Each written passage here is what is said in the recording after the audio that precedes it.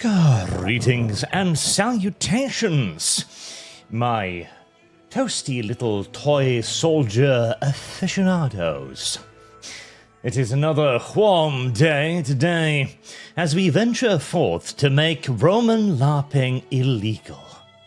If you are discovered to LARP as a Roman anywhere in California, your sausage will be snapped off with a pair of scissors, after which it will be roasted slowly on a bonfire in front of you, as it sizzles and eventually pops, as they do. At least so I've been reliably informed. Ah, the Great War. The Great War indeed. God damn it, what? The Great War in 1/4 vision today, as it turns out. I don't even know why it started doing this. There you go. Silly, silly little software. Why? Why must you do this to me? I love you. I've always treated you with respect. A mild white lie, perhaps, but a white lie nevertheless. Mr. Hansy is now being replaced with Mr. Gutsy, which I don't know if is really that much of an upgrade, but one is Gutsy, the other is Hansy. You know, that was the one part I enjoyed about the Fallout TV series. Well, that's not entirely true. It was one of the two things I enjoyed about the Fallout TV series. The others was that woman who was weirdly attractive in the same way that, I don't know, a dirty trash bag casually discarded along the side of the road could be kind of attractive if you squinted at it in the correct sort of light and with the correct sort of intentions. It's difficult to explain, but that is nevertheless my point of view on things there. Anyways, we are preparing for our war. Our allies are prepared. We have placed out our women, not our men, in strategic choke point positions, which will hopefully allow us to defeat the bad people. Although I do imagine this is going to be a rather hectic little conflict, as I expect to be mildly outnumbered, shall we say. Mildly. Speaking of mildly outnumbered, study mutagenic plants. Well, that is tempting. I think we should figure out the procurement base stability. Yeah, simian preserve. We should figure that out first as well, as we do have a lot of enemies to deal with. The entirety of Caesar's legions, Lanius's horde, the Iron Kingdom, the Navajo. It's a lot of stuff. I'm most worried for my allies, the Ouroboros, whom... Oh, boy. Well, basically the hope is that once I start pushing in, then the Caesar's Legion will push things away from the border with the NCR, which will allow the bear to break through the rather uncomfortably small choke points it's got with Caesar and save us. And if they are not able to save us, well, then we shall all fucking die in our mountain holdout. But hey, that was the start of the campaign. Might as well be the end of it, too. There's a certain poetic justice in it. It's, nice and circular. In fact, I'm kind of tempted to just not call my allies. Part of me is very tempted to not call my allies, because I have a sneaking suspicion that they are going to end up as far more of a liability than an advantage. At the same time, though, I'm probably going to need the manpower, so let's try calling our banners to begin with. Yakatar, can we LARP as Gauls or Goths then? Yes, you are allowed. In fact, I would highly encourage as many people as possible to LARP as Asterix and Obelix. Remember those? Those were the good old days. Asterix and Obelix. That was good stuff. That was genuinely good stuff. That was incredibly good stuff. Alright.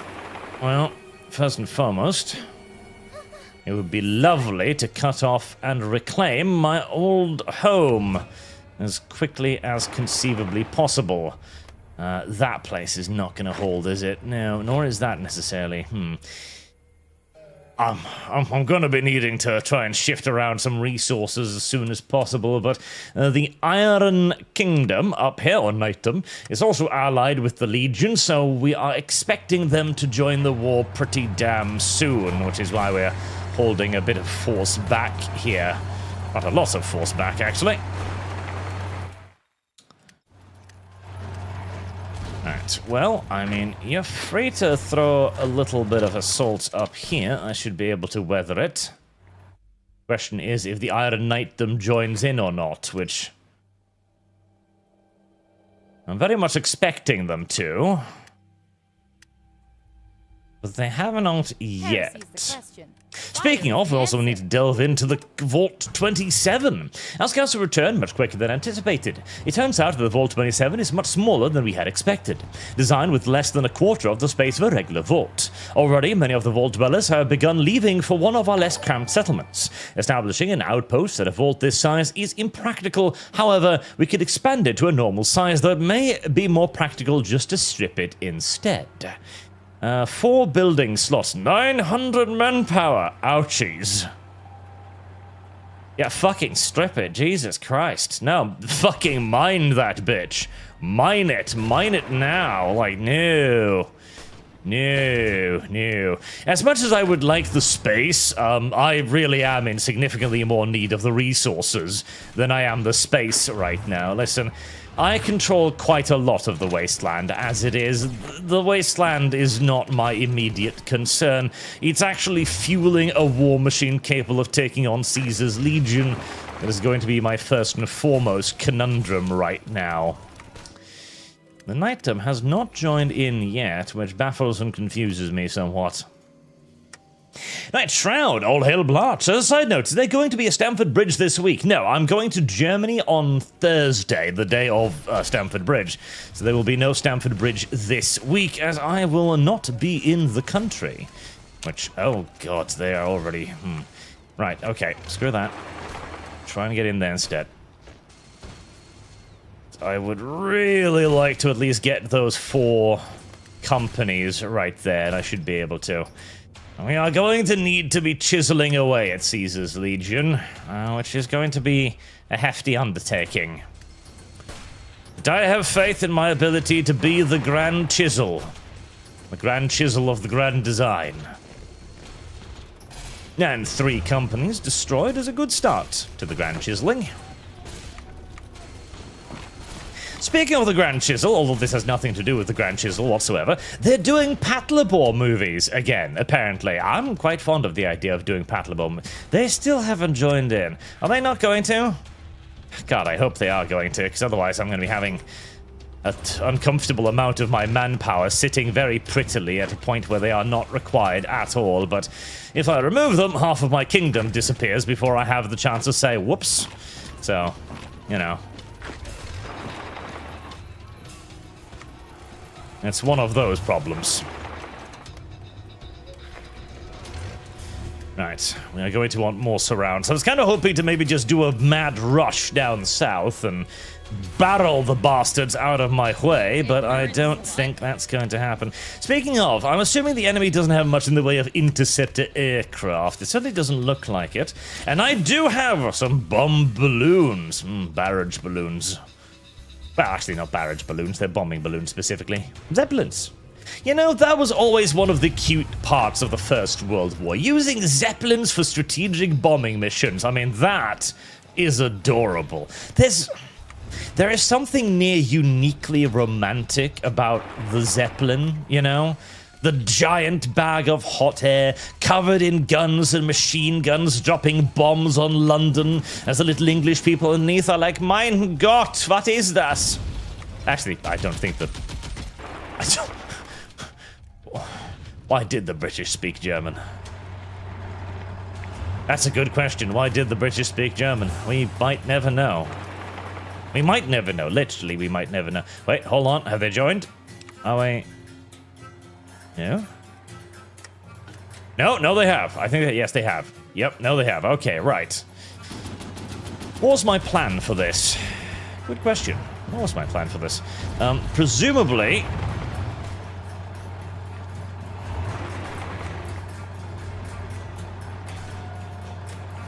to slice in here and start taking some pieces of cake out. As there are large areas here well suited for maneuver warfare, and whilst my pretty little robots are not the most maneuverable things yet, although they will become significantly more maneuverable in the future, they're a heck of a lot more maneuverable than most of the things Caesar's foot-slogging legions have. An advantage that I shall have to try and make the most out of. Unfortunately, we don't have any more breakthrough bots. We are in the process of creating some, but it's going somewhat slowly. And without the breakthrough bots, advances into the enemy's lines are going to naturally be rather turgid. In fact, I think we can cancel that one fairly safely. I might need the breakthrough bots before I even do anything, really. Right, screw that. Send in the breakthrough bots. And just use the fast-moving bots as a bit of a closing force. What's the question? Was there a question? I feel like that was the question. I can imagine you and Si are not on speaking terms since the other day, you poor, poor discount Swedes. Listen, the British didn't cheat deliberately, like on their own initiative. They were cheated for by FIFA, which is, you know, forgivable sin.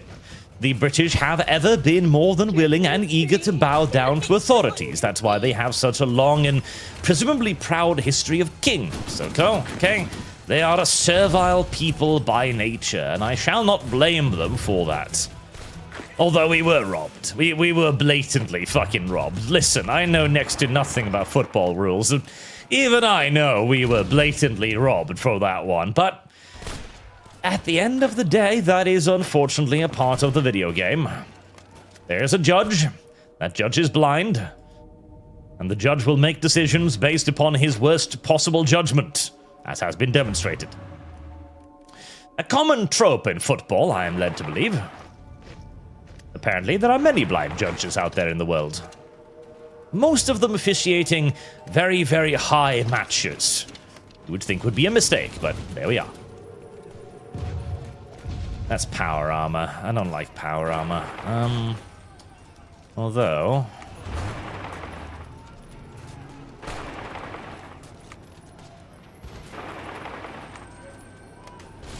it is distracted power armor.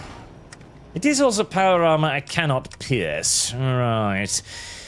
Droids of Diana, I really do need to give you some anti-tank weapons, even though I fear I'm not actually producing anywhere enough. Oh, yes, 241 minus. Yes, I suspected as much. Well, only 65 minus, actually, which is not as bad. Anyways, I need anti-tank weapons. Looney Lynn, don't forget to like the stream, chat. That's right. You do need to remember to like the stream. That is important. And my allies are demonstrating their ability to be a general impediment upon my ability to advance. Right. We do need to keep an eye on that, because if they start to collapse, I'm going to have to do something about it. Although I would prefer finishing this fight first. Right, perhaps we shall be ambitious. Perhaps we shall be optimistic. Why are you attacking that? That is not for you to attack. Listen, we know that the enemy are slow. And if we know that the enemy are slow, than us, then we do crazy shit like this. And we hope to get away with it. Which will... Oh, God, they're still gonna make their way through there, aren't they? Yes. Even with air support, as granted my air support is somewhat minimal. Let's see, I've got 20 balloons running business here, another 20 balloons running business there. Which does help a lot. Those balloons really do put in quite a lot of work, but sadly, my 20 little combat blimps can't be everywhere simultaneously. Am I going to break through here? It's a big old maybe. If I expand upon the frontage, perhaps. Yeah, see, the poor little fast robots aren't really designed for this kind of warfare. And they won't be for quite some time. I need a lot more upgrades and a lot more ancillary troops attached to them before they become particularly effective at this sort of thing. Alright, make sure we keep the Amazons coming in. Right, well, if the enemy wishes to pour yet further reinforcements into what is very soon going to be a very, very nice circumvention, I am more than happy for them to do so. Although, I'm seeing we're getting strategic redeployments going on here. The Deathclaw ate our scavenging team. That is unfortunate, especially as I don't actually have that many scavenging teams.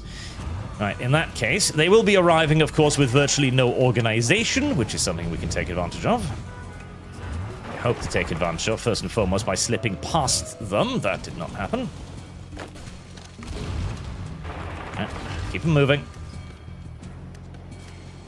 As the dangers with the strategic movement, whilst it does take away all of their organization, which is very, very nice, if the enemy simply has enough dudes, they can pretty much choke up any advance, even with basically no org. Unfortunate indeed. Right, come on, we've got our little speedy drones. We just need to break through there, break through the strategic reorganizations, get into the mountains, and that's a nice big surround. How is this one doing? We will get through, but we'll lose basically all of our orgs and all of our drones in the process, which is not a fantastic trade. How's it going over here? They are resisting them. Okay, not too bad. Yo, Qatar, if you like Patlabor, I'm curious if you've ever heard of the OVA series called Broken Blade, a show about mecha powered by telekinesis. I don't think I have, actually.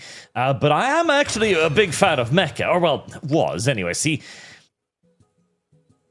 mecha is one of those things that I've kind of cooled on over the years, mostly due to a series of not enormously great mecha shows, right?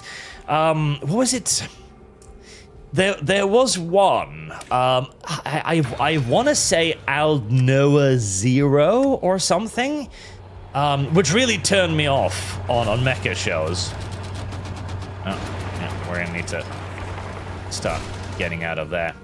It was a very, very much so like an almost pure just Keikakudori series with one of those infallible anime protagonists whose plans don't really work or anything in any universe beyond a plot-powered universe, and I strongly dislike that sort of stuff. It annoys me enormously. As normally, like, people say they really like the power fantasy style anime, and I bet I used to, but I really don't anymore.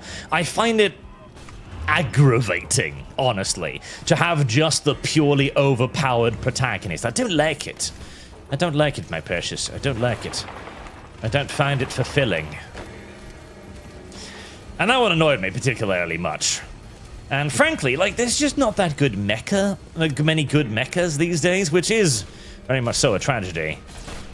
Please don't go off attacking. All you really need to do is hold the line there, and frankly, I doubt you've got enough manpower to attack and hold the line simultaneously, so if you have to choose one, and you probably do, please do select the one that'll keep us in the war for longer. Ugh, God, yeah. Don't like the casualty rates of that.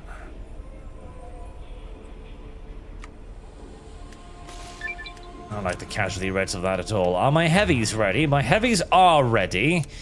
I'd really prefer to give them some training before throwing them into combat, but I think that might not be a fucking option. Might not be an option indeed. Gain base stability 2.5, that sounds like a good idea. Yeah, that's not going to be an option, is it? Alright, who we got? Somebody solid. Lunar Refugees, Brigadier Novis Starlight. That kind of reminds me of Starlight Glimmer, so you shall be in charge of this. Division attack. Well, actually, no, you're fucking useless. Right, next guy.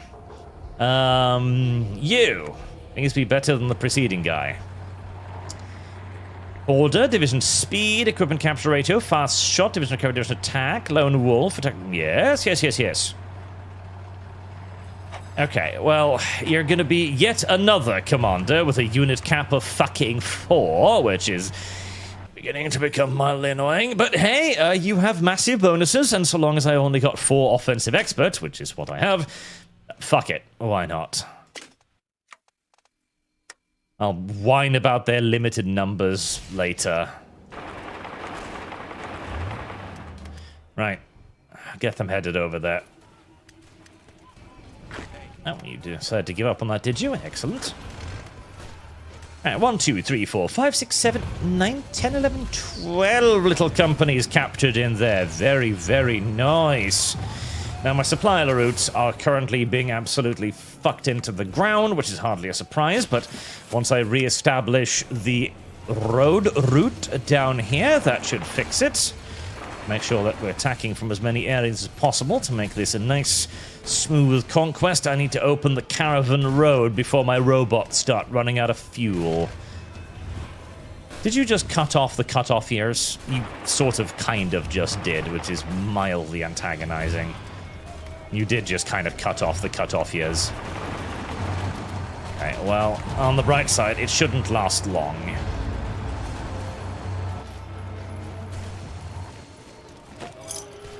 Okay, see, this is a slight concern, because they're actually now moving in enough guys to maybe actually delay my ability to get through there, which is bad. Right, move another one of the heavies up. See, one of the problems with this is the AI doesn't actually have supply lines. I, however, do have supply lines, and so when I end up in a position like this, where the enemy is entirely isolated, but I am entirely isolated as well, only one of us actually suffers, as the enemy, as you can see, is in perfect supply, despite being quite obviously completely and utterly surrounded. Yeah, I didn't think about that, did I? No, I didn't, as they still have the ability to move and attack and operate perfectly as normal. And that's that. That is absolutely awful. Oh god, I fucking hate how the AI cheats sometimes. Well, I understand the need for it, because the AI is too fucking stupid to operate without cheating, but man, it is aggravating when you have to look at it, you know? Well, I'm fucked. I literally have to reload that, because otherwise I will lose that entire army. Which probably means the game will crash. Yep, it does. One of my primary complaints about Hearts of Iron remains that they never actually teach the AI to engage with all of the fun new mechanics they implement into the game. I remember when they introduced, what was it? Mining? Yes, sea mines. And I was really excited for that. Sea mines. Now, that'll be interesting. Because obviously, mining the seaways was a huge part of the war effort, both during the Second and First World War. In fact, most of the Japanese casualties during the Russo-Japanese War at sea came not from Russian gunnery or torpedoes, but mines, which proved surprisingly effective, as well. You can't detect the damn little bastards.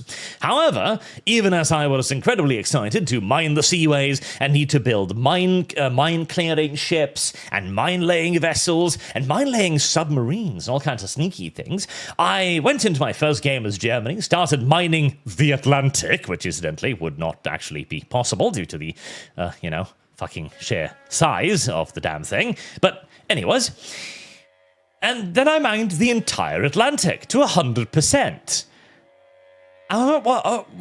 What's happening here?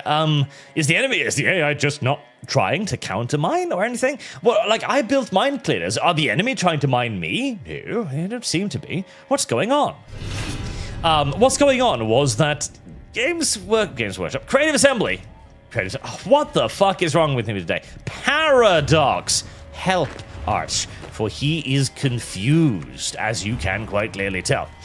Paradox had introduced this new mechanic that I was so excited for, but they never actually told the AI how to use aforementioned mechanic, and the AI still can't use mines at all. It has no idea how the mine mechanic functions on any level whatsoever. To it doesn't exist. They were never programmed it in, which is so dumb. Like, it wouldn't even be that difficult, surely. Like, okay, you lay mines. You know you want to lay mines because it's massively advantageous for you to lay mines. Therefore, AI, build things that lay mines. Oh, and when you are in an area, whenever one of your ships is operating in a place where there are enemy mines interfering with your operations and actions, build mine clearers.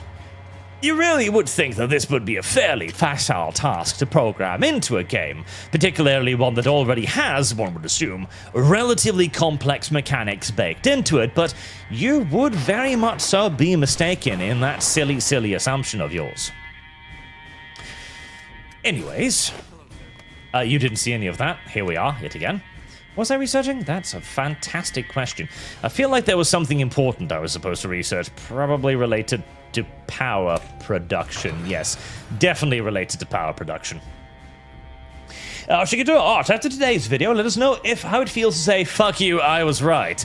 Well, it does feel pretty nice. Admittedly, I have been able to say, fuck you, I was right on quite a few occasions previously, but particularly this one, where it is, one, so obvious, and two, one of those things where I genuinely think that a lot of people didn't expect it to come to pass, despite how obviously the writing was on the wall, is quite satisfying. And to be fair as well, like, this isn't even a recent thing. Right? This isn't something that has begun to happen right now, or some exception to what GW is already doing. As I mentioned at length in the video, no, GW is already doing this. GW has been doing this for absolute ages. GW will continue to do this for absolute ages because there is nothing to stop them. There is no one to stop them. And the only effective resistance that there is me. Again, I know that sounds very like, oh my god, you're hyping yourself up, but it's true, because the only effective resistance to GW at the moment has nothing to do with the economic argument, which is what's being levied against them. This idea that, oh, but if you attack the modders and the game makers, you will make your game smaller. It could be larger if you allowed them to do their thing. And all of that is, of course, entirely correct, but Games Workshop doesn't give a flying fuck about that. Why should they? They're already basically sitting on an absolute monopoly in the tabletop gaming market. They've got collaborations with Amazon coming up. They have been dubbed by the powers that be, the economic powers that be, the only ones that matter, to basically be the next big thing. They don't give two flying fucks about their audience, and as for the core audience, they've been attempting to replace that core audience now for quite a few years already. Like, we have to stop trying to argue business with the billion-dollar company. This is exactly what happened in the geekdom spheres as well, where initially people were like, oh, well, you know, we'll vote with our wallets. None of that ever worked because, well, frankly, the problem is that whilst vote with your wallet sounds really nice, your wallet actually doesn't have a whole lot of influence.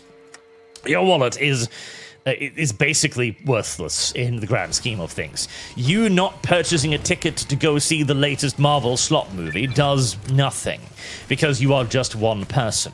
Which is why, precisely, we are attempting to change culture. We are arguing and urging multiple people to change their opinions. Not just voting with their wallets, but voting with their voices and their intentions. Attempting to create bad word of mouth, negative PR, which is infinitely more effective than any number of individual actions taken. And at the end of the day, this is not a very romantic notion, because of course it means that we are in essence just bound to the power of the mass media and our ability to change things at large, rather than individual acts of brave rebellion, but it remains, nevertheless, unfortunately, unflinchingly true. And we're just gonna have to kind of sort of accept that fact. And effective resistance right now, changing culture right now, means politics. That is what it means. It is what it's going to mean for the foreseeable future. And we are going to just simply have to accept that. You want to actually have an effect on Games Workshop, you are going to have an effect via political measures. I think maybe, just maybe, we can sneak out a little bit of a double prize here. Right, try not to make the same error as last time as we attempt to reduce this pocket whilst maintaining as much of our organization as possible. So we should be opening up that road very, very soon. It's going to need some repair, which is going to take a while. Up into the mountains with you. Up into the mountains. How are our allies doing? Surprisingly well, actually. How's NCR doing? No major offensives, but they're holding on, which is all they, frankly, really need to do. Press in, press in. Use your little Gatling lasers to make them deeply upset. We're gonna have to halt that advance. Ooh, hello. Did my allies actually... my allies actually seized the initiative rather beautifully there. Fantastic. That's another 3 free divisions. Good job, Ouroboros. Knight's Shroud. Damn, Blush, you didn't read the rest of my super. I did, eventually. I got to it, I think. Didn't I? Didn't I? Sign of space downstairs. I did, eventually. Listen, I was just waylaid for a moment. You know how it works. I tend to get waylaid. Oh, check it out, Arch. You ever seen the anime Last Exile? Last Exile. That rings a bell. Hold on, let me Google it. Exile anime. Is that the one with the biological robot thingy? Oh, no, it's that one. Yes, I've seen it. It's fucking great. I love Last Exile. Last Exile is really, really, really, really, really good. I wish they'd done more with the sky warfare side of things, because the giant battleship blimps with cannons are fucking awesome.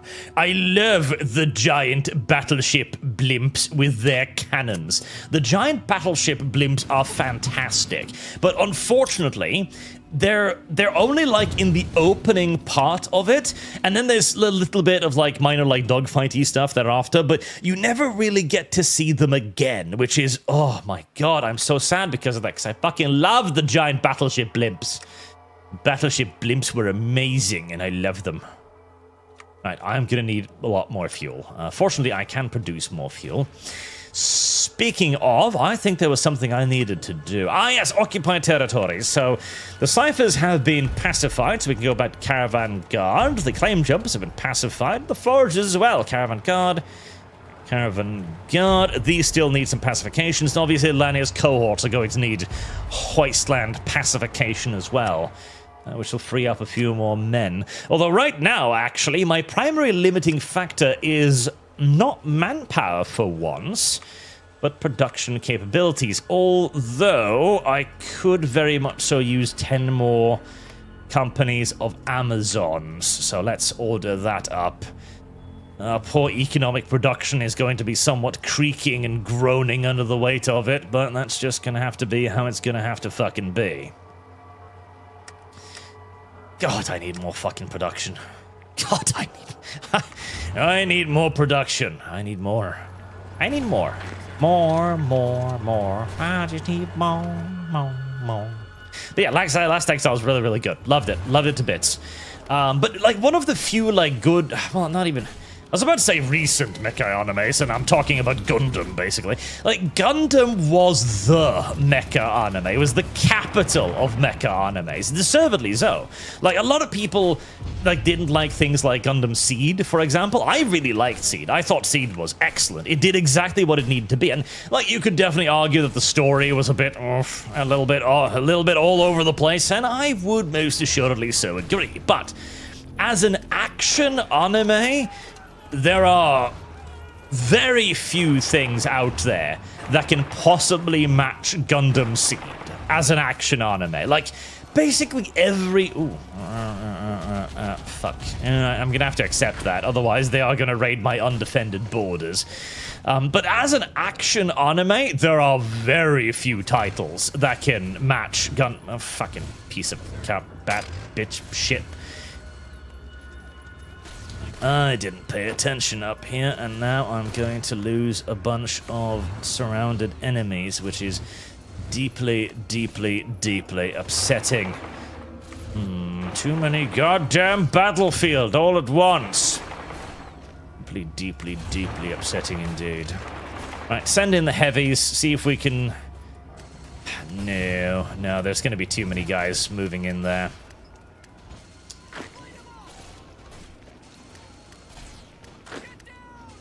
Alright. Yeah, never mind that.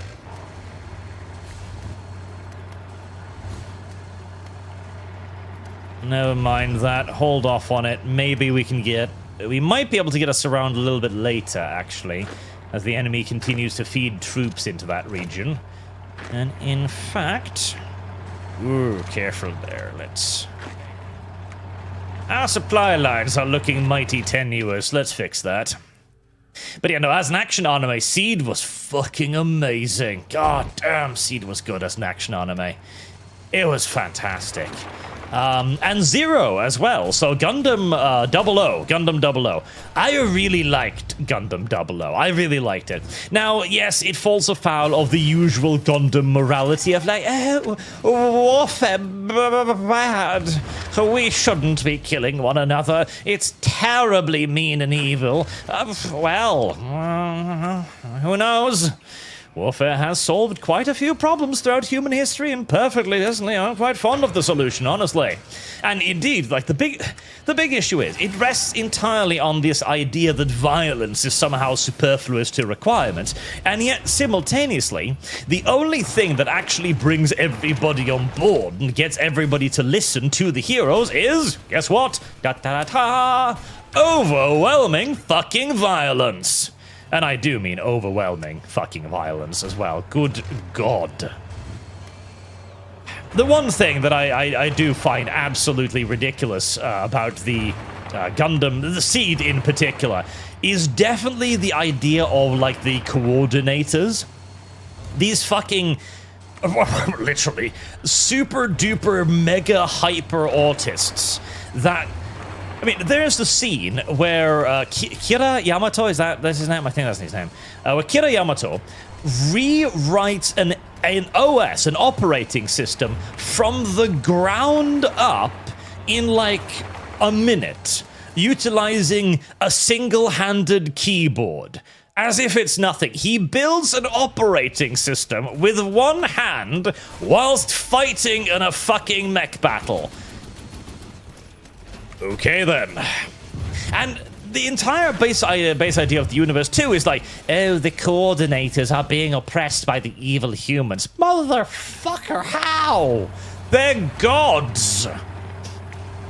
And then, of course, Kira Yamato goes on to be given ever bigger and more ludicrously overpowered Gundams, like Freedom, which just wipes out entire literal fucking armies by itself, non-lethally as well, too. Like, the differential in power is so astonishingly wild that he can kill entire armies non-lethally.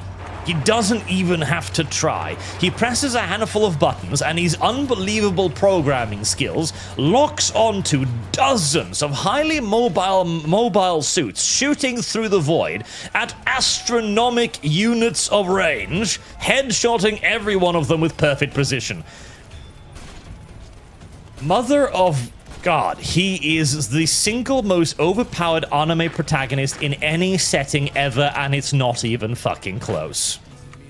It is not even fucking close. Yokuta, if you like Patlabor, I'm curious if you heard the overseas called Broken Blade, show about Mecha Pilot for telekinesis. You mentioned that, but now I forgot about it. I don't think I've heard about Broken Blade, although there was a series a little bit similar, which was, I can't remember the name of it now, but it had mechas, like really old-looking mechas that were like handled by like sort of kind of like telekinetic metal or some sort of like telekinetic rock, kind of. I don't remember what the goddamn name of that one was. Closing this pocket is unfortunately going to prove somewhat challenging because, again, the enemy has perfect supply whilst pushed up against the fucking mountains. Alright, keep cycling in the assault bots.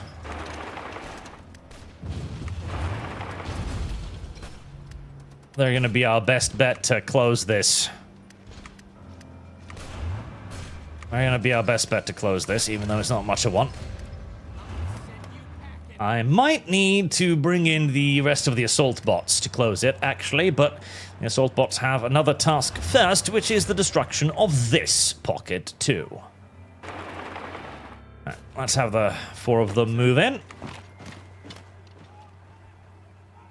Is that...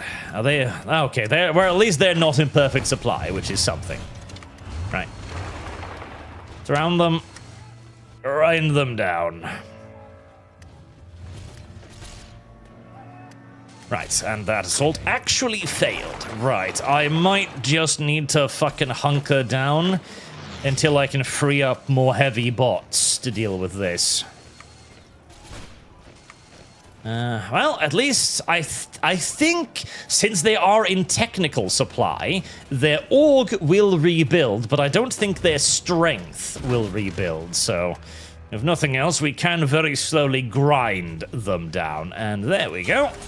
That's a bunch of power armor dealt with. Excellent. And we're beginning to free up some more military factories. Wonderful.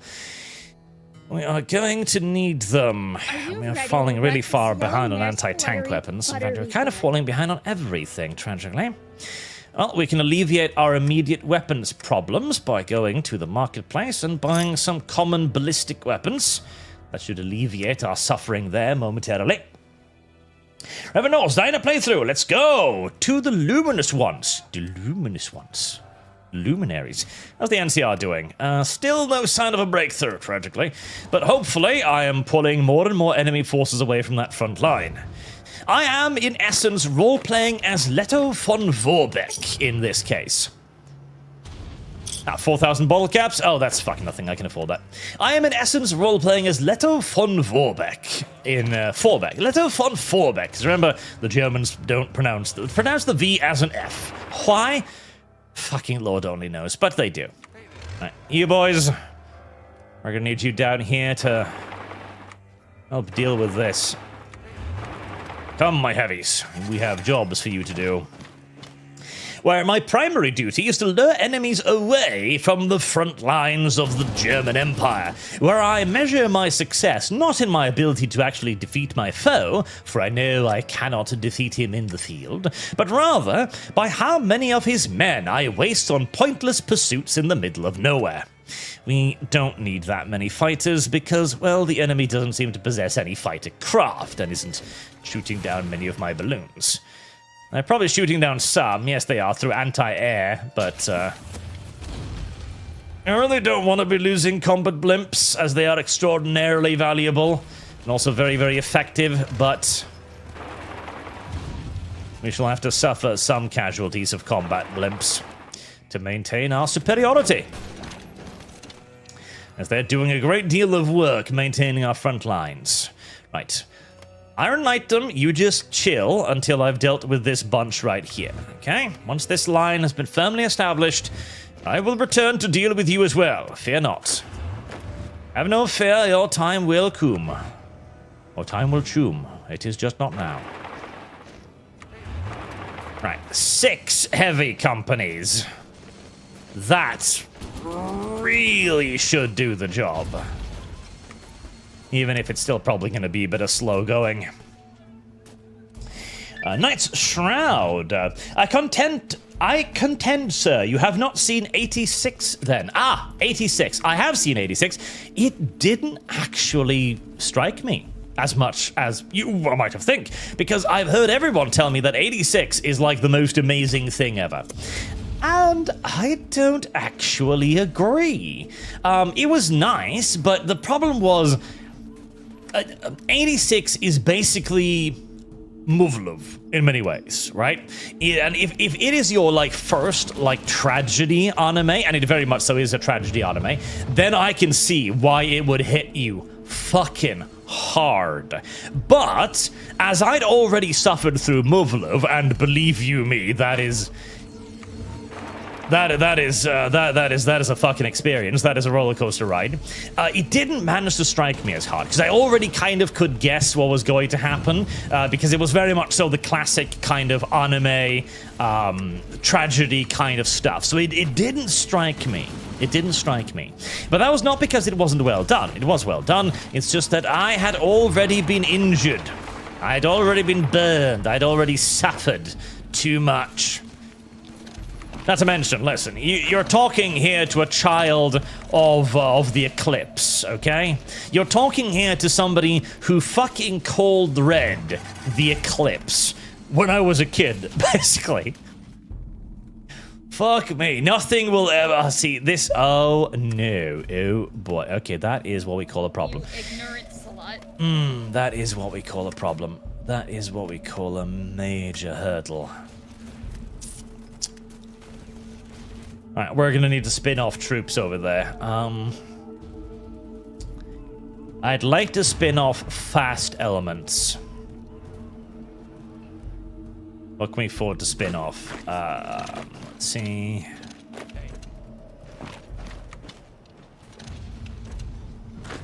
This is gonna be a somewhat thin complement.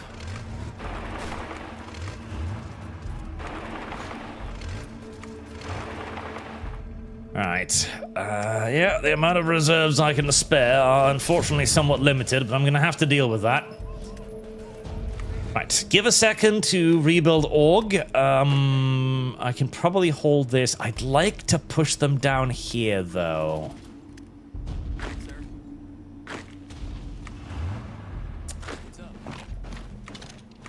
Alright. We can definitely spin off something here as well.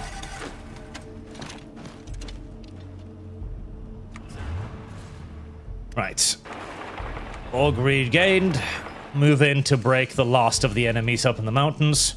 Then we need to head over there. Yeah, see, the problem is if I spin off too many forces here, they are going to be able to start counterattacking me in pretty serious strength and with power armor, which makes it a pinch difficult to contend with. But I'm going to need to send at least these 4 formations just to make sure they don't get any surrounds on them. That's going to be pretty important. I'd love to be able to pull off some trickery over here in return, but I don't know what kind of trickery I could pull off. Age of the Machine. The machine shall rule. Well, the machine is better than the flesh, as it turns out. That is the end of the automated warfare line. Now, do I want this? So, frontline platoon organization -10, which is not fantastic. It is weighed up by the increase of organization in robots, and I'm not really I'm not really planning to utilize tanks. And the org would be made up for by the org of the robots and the robots. So at the end of the day, I'm fairly sure that's going to be a net gain. We're going to go with it. Urban Benson, good evening, your Bartus. Do you know the upcoming game Supers by Top House Studio? An adult game on Steam that seems promising. Heart of the Machine fun. Supers Steam. Superheat the Steam. No, not quite. Supers Game Steam. Top House Publishers. Supers. Oh, yeah, I saw this. It basically looks like Dispatch but with porn, which, well, don't get me wrong, that sounds quite appealing. I might need to give it a look, yes, because I really, really like Dispatch, and I've been really wanting something like it again. You know, something episodic like it, with maybe a little bit of superheroes and stuff like that. I've definitely been wanting that, but it's not exactly a well-served genre, shall we say. So maybe... And hey, if you toss in a little bit of eroticism on top, then I see no reason to resist. See, my light robots are really not designed for defense at all, so needing to use them defensively is a rather massive disservice to their otherwise wonderful capabilities. But once that is closed, and it will be closed soon... There we go. Right, if I can push down here, I only need to hold like 3 provinces. And I can also kill some more enemy units on the way, which is an obvious benefit.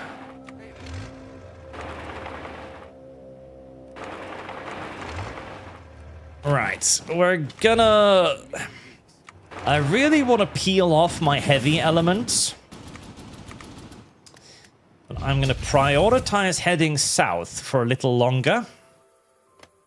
Hoping that I'll be rewarded for this idea. Before heading over here to try and help out with what's going on. As I will admit, though, my allies do seem to be launching a bit of a counterattack, which is excellent. In fact, if we could get that and that, then that's potentially another 6 enemy units sliced off, which would be quite lovely. And we're just going to need to keep a close eye on what's happening here, as we will definitely be getting pushed back a bit. Service guarantees citizenship. Careful now. Very careful. A managed retreat until we can spare the forces to counterattack on that frontage as well. Now then, my beloved foes.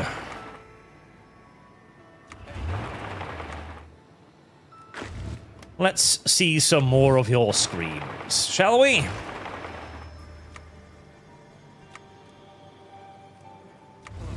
You are going to be my fast attack bot down here. You send some Amazons to hold that territory for now.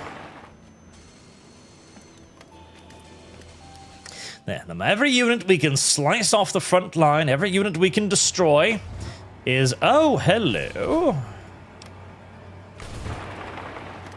And then opportunity came a-knocking, I do believe. Every unit we can slice off the front line is a big, big deal. Right, well, I think you might be a little bit too late with that strategic relocation, sir. Thank you. It may just be a single company of men. Hardly the greatest reward in the history of man, but you know what? Right now, I need anything I can get, and that is something. Fucking power armor. It's a real bitch. Luckily, there's not that much power armor around, so... Every unit I can destroy is a pretty big deal.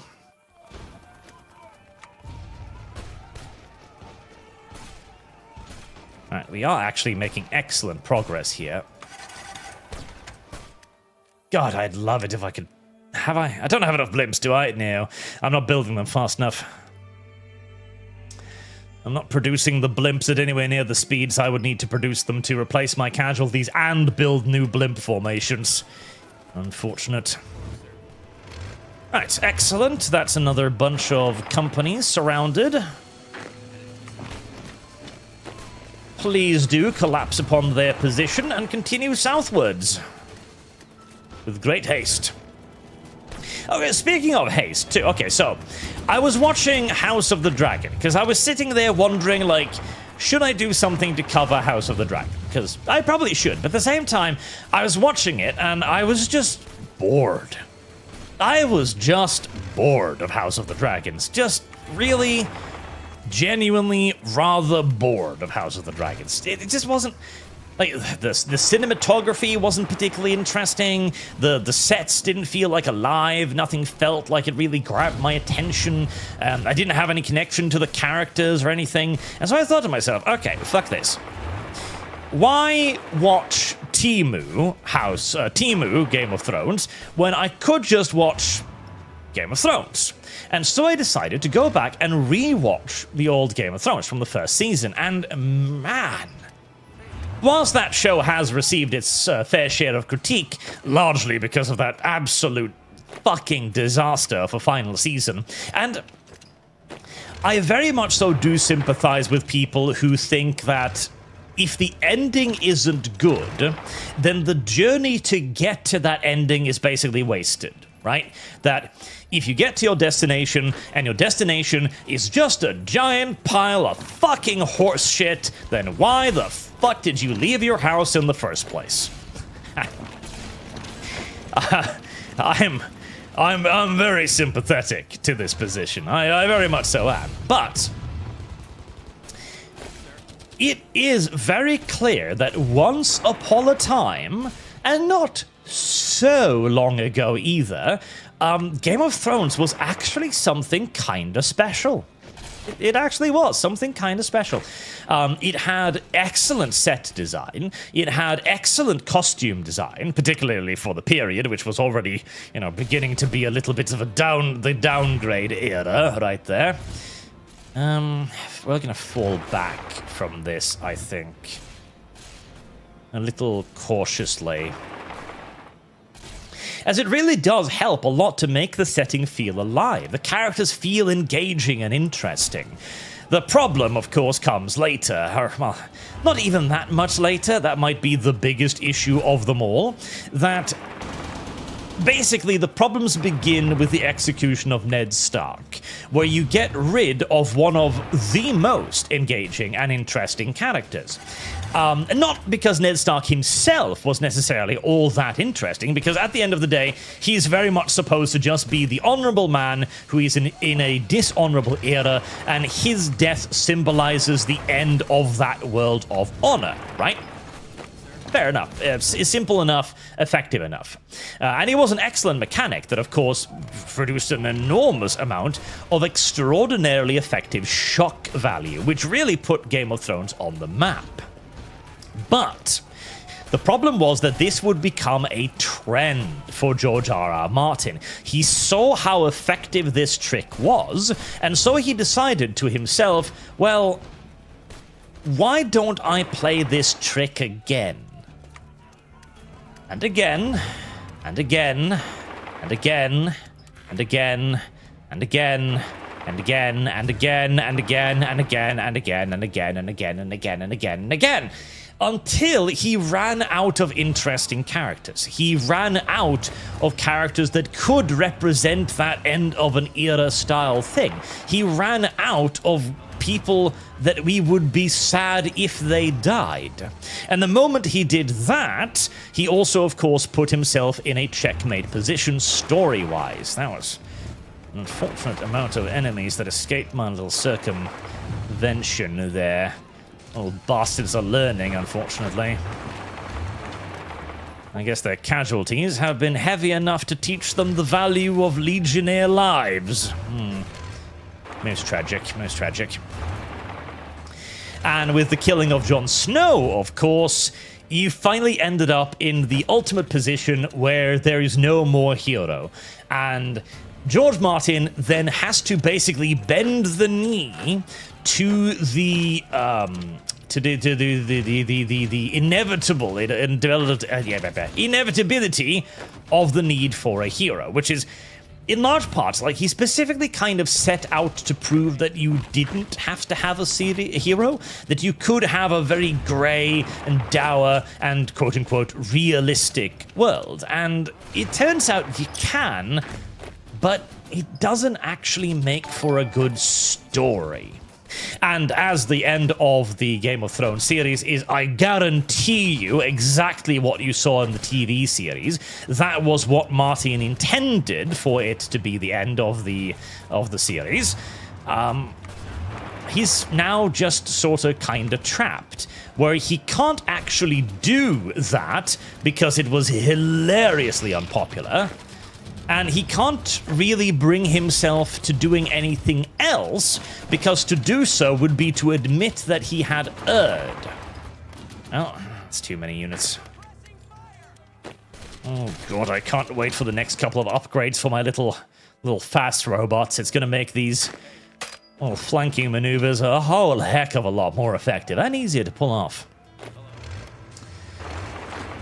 Still, whilst it was not quite as bountiful a harvest as it could have been, we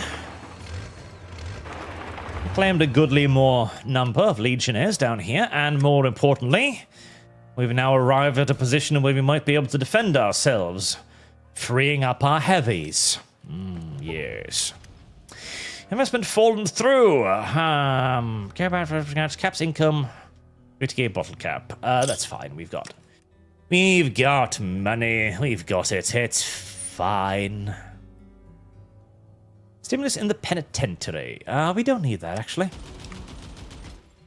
Arch, you are the Alex Jones of Warhammer, trying to tell everyone of the impending danger but being shunned and ostracized, only be proven right all along. Fallout New Vegas Archery Calendar Fund. Thank you very much, sir. New Vegas Calendar Fund. Also, incidentally, we are doing funding for the Luminous ones as well for Poor Little Sand Doom, so if anyone wants to dedicate their super chats to that, you are free to do so.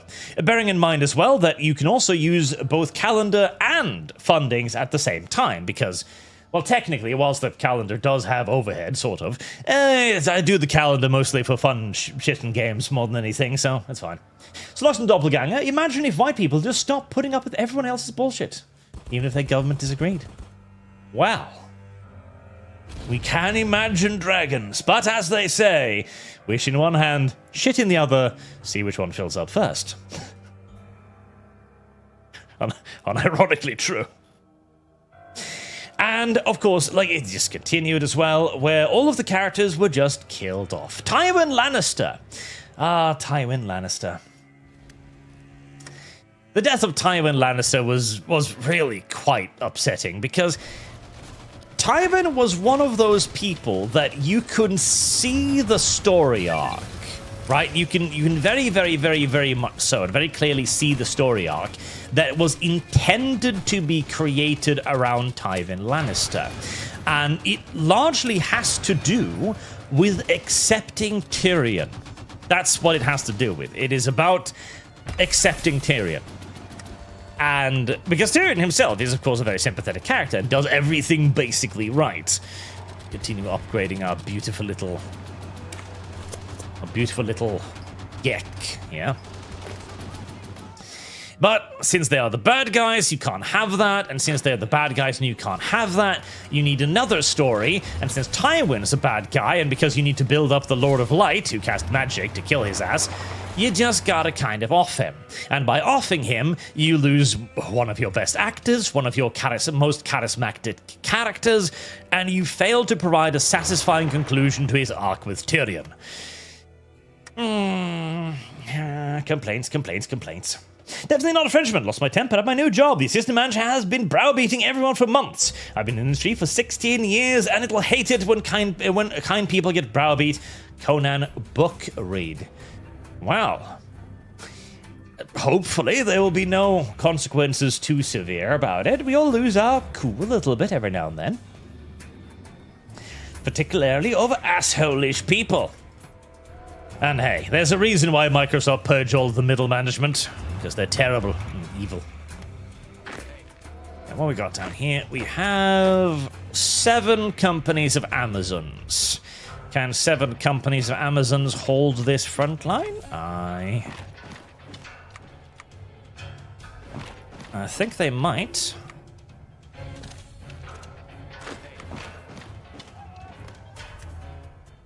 Hope they might. I'm tempted to try I'm tempted to try and focus in on the Iron Knightdom. First and foremost. That was a good little surround there by the AI as well. Excellent.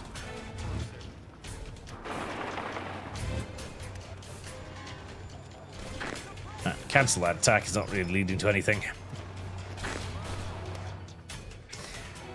As I'm kind of thinking I might be able to knock them out of the war. And if I can knock them out of the war, that should be quite a lot fewer units than the enemy has. How bad is the situation over here? It's honestly stabilized quite a bit, so I don't need to worry about it. In which case, I think plan Nightfall is go.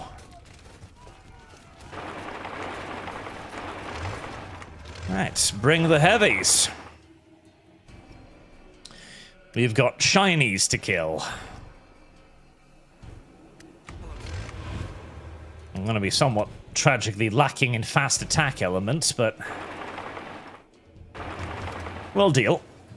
Yucatar, where the colors primarily yellow and red, shooting rock guns at one another, then the broken blade, who might be talking about Escaflowne. Not Escaflowne, no. Maybe it was Broken Blade. Because, yeah, though they were shooting rock guns at one another. You're correct, they were. Like little shuriken pistols, basically. Although Escaflowne 2 was fucking great. Escaflowne was really, really good. And beautiful. My fucking god, Escaflowne was beautiful. If you haven't watched Escaflowne, by the way, older anime, very old, isekai, one of the earlier isekais before they all turned to shit, and it's a reverse harem isekai, of all things too, which is a bit of a rarity. Well, it was until the whole evil villainess trend really started kicking off. Now they're everywhere. But the animations are goddamn fantastic. They are just absolutely beautiful. The old art of hand-drawn anime. It is, oh my Jesus. It is stunning. It is actually genuinely stunning. Well worth a watch for literally the art alone, in my opinion. Oh, there might be an opportunity here. There might be. Stunning anime. Absolutely stunning. You don't make him... Oh. What the heck happened down here? Did I? I must have retreated the units guarding that place. Oh, whoops. Oopsie poopsie. Well, it might not matter in a short while. Alright, let's go for a big, deep push. Trick or treat. A big, deep, hot and heavy push. Having the little speedy robots rush out ahead. Skill and training pays off. It always does. As right now, we're probably going to move in not just for captures, but to knock out the Knightdom in general, which should take care of a fair few enemy divisions, or companies. Right. Excellent. We are going to get through that formation. Wonderful, wonderful. Damn fucking strategic relocation. In fact, I know, actually, I think they just walked in there. Right, we're through. Unfortunately, I don't think we're gonna... Okay, halt the attacks. In fact, go around. And try to cut them off closer to the root. We will gather some prisoners. We will... Oh! Oh! Oh, no. No, no, no, never mind. I mistook the enemy allies for my own allies. Most foolish.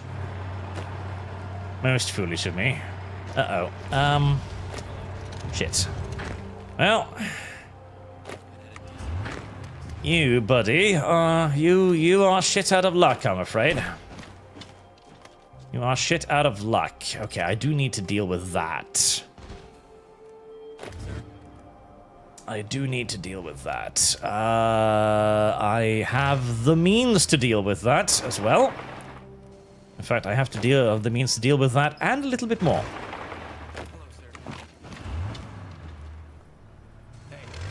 Get the fast robots in there and heading south.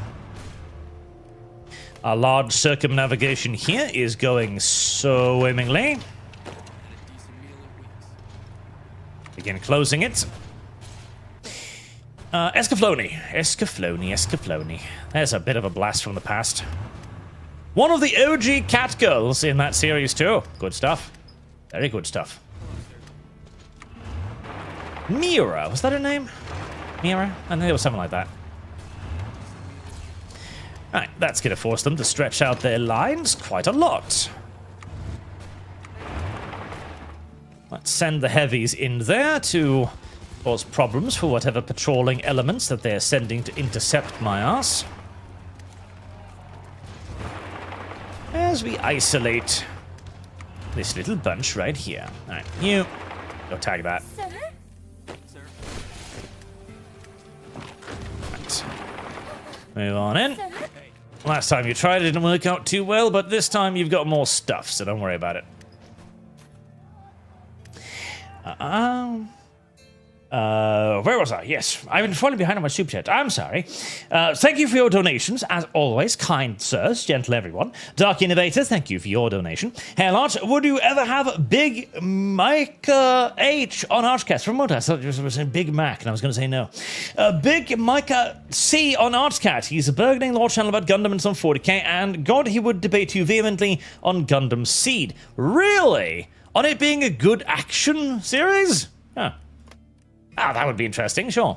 I think it was an excellent action series. Now, does it open up all kinds of lore questions? Oh god, yes. Like, one of the things that annoyed me, even as like a kid watching it for the first time, was the fact that like the Earthlings kept building warships. And okay, you can kind of excuse the Earthlings for building warships because they haven't figured out mobile suits yet, right? In fact, the Gundams are their attempt to figure out mobile suits. So they're kind of just clinging to the old military paradigm, even as they're obviously being, you know, out-teched by their competition. So you can kind of get it. But fucking Xeon keeps using warships as well. And the warships with massive crews that must cost astronomical sums to build are being routinely, easily, casually destroyed by individual mobile suits. And not even like the hero mobile suits, but regular ass fucking Zaku's.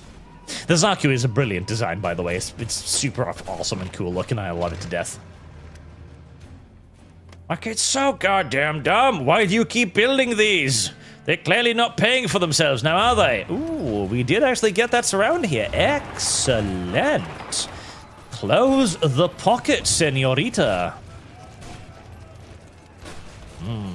Yes, 1, 2, 5. Oh, good. That's like 7 or 8 more companies. Excellent. Excellent. Surely the NCR must be... Yes, the NCR are beginning to break through. That's what we like to see. That is what we like to see. Excellent. Right. We might start thinking about how to grab territory now for a future peace deal, actually. Yeah, wait. Have you,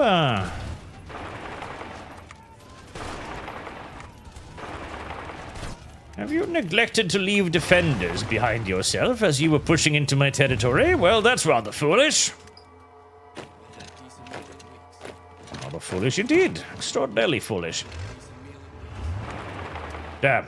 A motorized unit surrounded by slow fat bots. That is just tragic. That is just absolutely tragic. Right, the Iron Knightdom is not looking quite so formidable anymore, is it? Right, start running around, capturing zones. It doesn't look like there's going to be anything back here to bother me too much.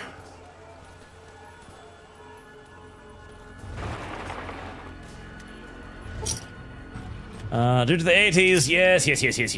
Here is your bottle caps, oh mighty conquerors. Oh great and powerful Khans of the highway.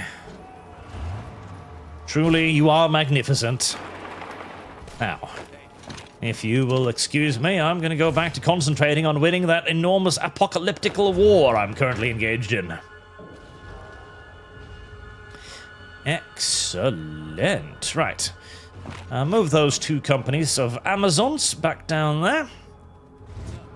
And we close that pocket too. Well, I think my allies don't need my help anymore. We've stabilized, which means I've got a lot of fast droids. I've got a lot of fast droids and a very vulnerable segment of Lanius's territory. Conquer. Conquer.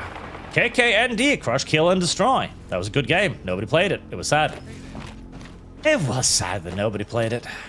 To be fair, it had a god-awful campaign, but even so, I feel like it deserved more. It really did deserve more. It was a good game. It just, you know, it was not that good compared to everything else that came out at the same time, tragically.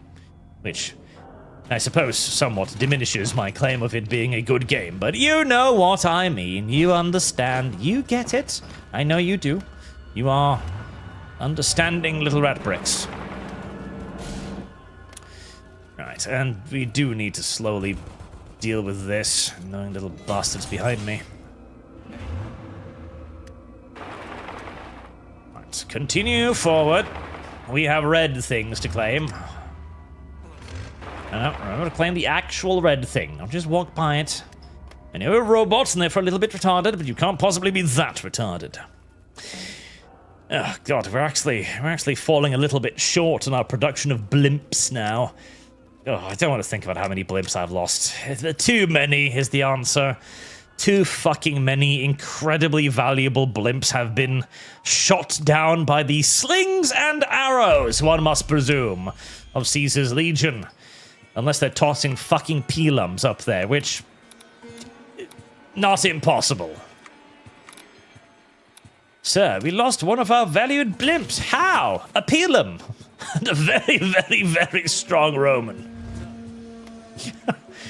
You know, which in, you know, actually, that's not that far. It's not as far-fetched as it fucking sounds. After all, the series I was just defending, Game of Thrones, has a dragon shot down by one White Walker picking up a fucking javelin and going, "Behold!" God, the White Walkers are literal fucking siege engines on legs.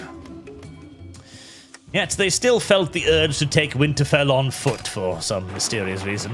Anyways. Yo, Qatar, I can see the end of episode metric screen now. You and 30% of players choose the ball gag. Ah, it is true. It is true. It is true. We choose to suffer in the long run so that we may be happy in the short run. It's a kind of the reverse of delayed gratification there. Delayed agony is kind of what it amounts to when you watch a show that you know is going to suck. I don't know. Mines has been a member for 9 months, and by the way, behold the brand new icon you've been given. You are now Royal Purple. I finally decided to give people new icons because there are people who reached the top level icon like 2 fucking years ago. So now we have new icons, a bunch of new icons. You should be pleased, chat. You should be thriving. Oh, there goes the kingdoms. Knightsdoms. Lovely, lovely, lovely, lovely. Look at all of that beautiful territory, and all of it surrendered to moi. Delectable. All of it surrendered to moi. Right. We probably don't even have that much in front of us here, do we?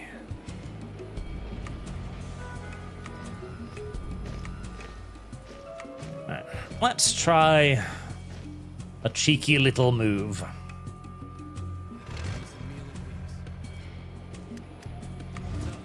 Now, What do we got for fast attack elements? Up here, fair old bit. Move them over there. We've got our heavy assault elements. That is not my heavy assault element. Seize. I should probably organize this a bit better. Heavy assault elements. And we'll start really digging into Lanius's territory next. In fact, most of his really rich lands are going to be around here, aren't they? Maybe a bit of a rush to the south. My problem is that I still keep my temper in my current job. Our client deserves way worse. They are savages, barely even human. There are far too many savages out there in this world. Far too many. Walking around pretending to be men, whilst in reality, hiding disfigured faces. The disfigured faces of evil, no less. I might sort of poke forward a little bit. Why not? Why not? Norse, Sanddoom. I sold Luminous once fun. Yes, that's... Wait, didn't I say Norse? No, I sell Sanddoom because he was the one who donated. I was then going like, listen, Reverend Norse is doing the Luminous Ones funding. Yes, didn't I say that? Did I say that? I thought I said that. I tried to say that. If I didn't say that, well, that's your fault. Don't know how, but I'm sticking to it.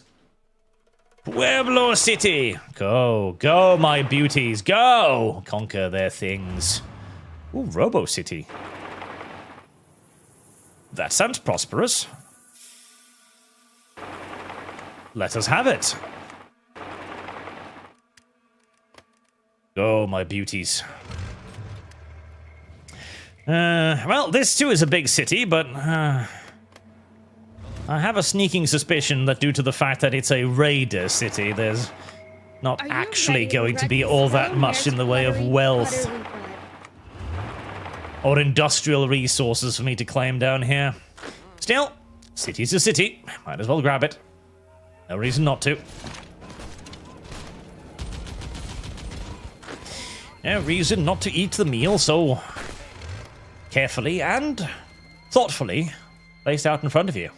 As we are going to engage in a bit of a... Yep, we're definitely going to engage in a bit of a race against time now, as we need to grab as much territory as we conceivably can before the NCR gobbles it all up. Go, go, beauties, go! Run, run! I know you're running out of supplies and resources and everything. Oh, vehicles. Right, fucking vehicles. I never researched vehicles. Yeah, I never did research vehicles. I really do need to research vehicles. I really do. As whilst I'm not going to be using a whole lot of them for warfare purposes, I still do need to produce and, you know, transport the batteries to the front line somehow.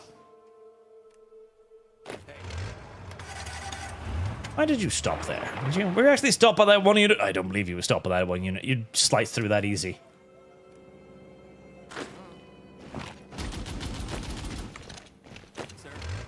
Continue grabbing territory. Every territory we seize now is extra negotiating leverage against the NCR. As they look us dead in the eye and go, well, what did you do in the Great War? Oh, I only allowed you to win by drawing away all of Caesar's legions. No biggie. No grand accomplishment or anything. You would all be slaves if it weren't for me, but beyond that, you know, no. Not really big deal.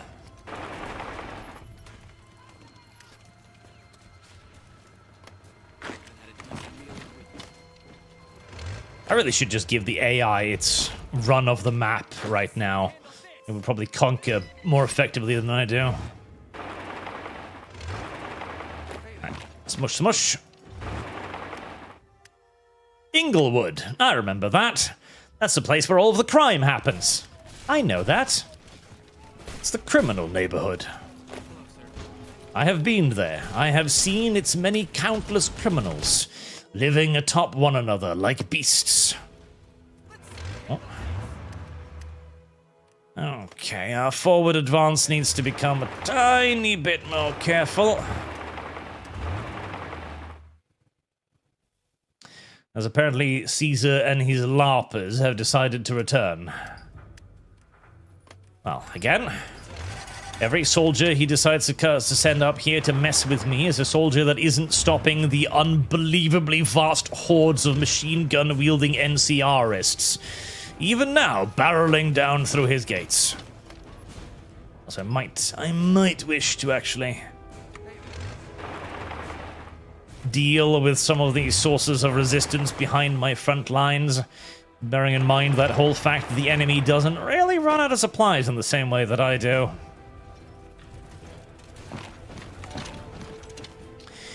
Where are my little quick ones? Didn't I have... Oh, I dispatched them over here, never mind. Sandu, my son Luminous ones out because I want to see what you do with necromantic radioactive ghoul knights for Luminous Fund. Dark Innovator, speaking of Gundam Seed Art, should you ever watch Fafnir in the Azure? Fafnir in the Azure. The name rings a bell. Fafnir in the Azure. I think I did. I think I didn't like it for one reason or another. I can't even remember why I didn't like it, because I watched it years and years and years ago, but I remember not liking it. Luxador, I recommend Raxophone instead of Evangelion. Raxophone is pretty good as well. Yes, I did watch that. That was a neat one. Angels. That was the one with angels in it, right? That was the one with angels in it, right? That doesn't necessarily narrow things down as much as you might think it does. Not in anime, at least. Okay, take their core territory. There should be some nice economic benefits for me for doing that. I do believe that one was the one with the angels. I don't even remember what kind of angels, but I think they were angels, and it wasn't the hentai with the angels.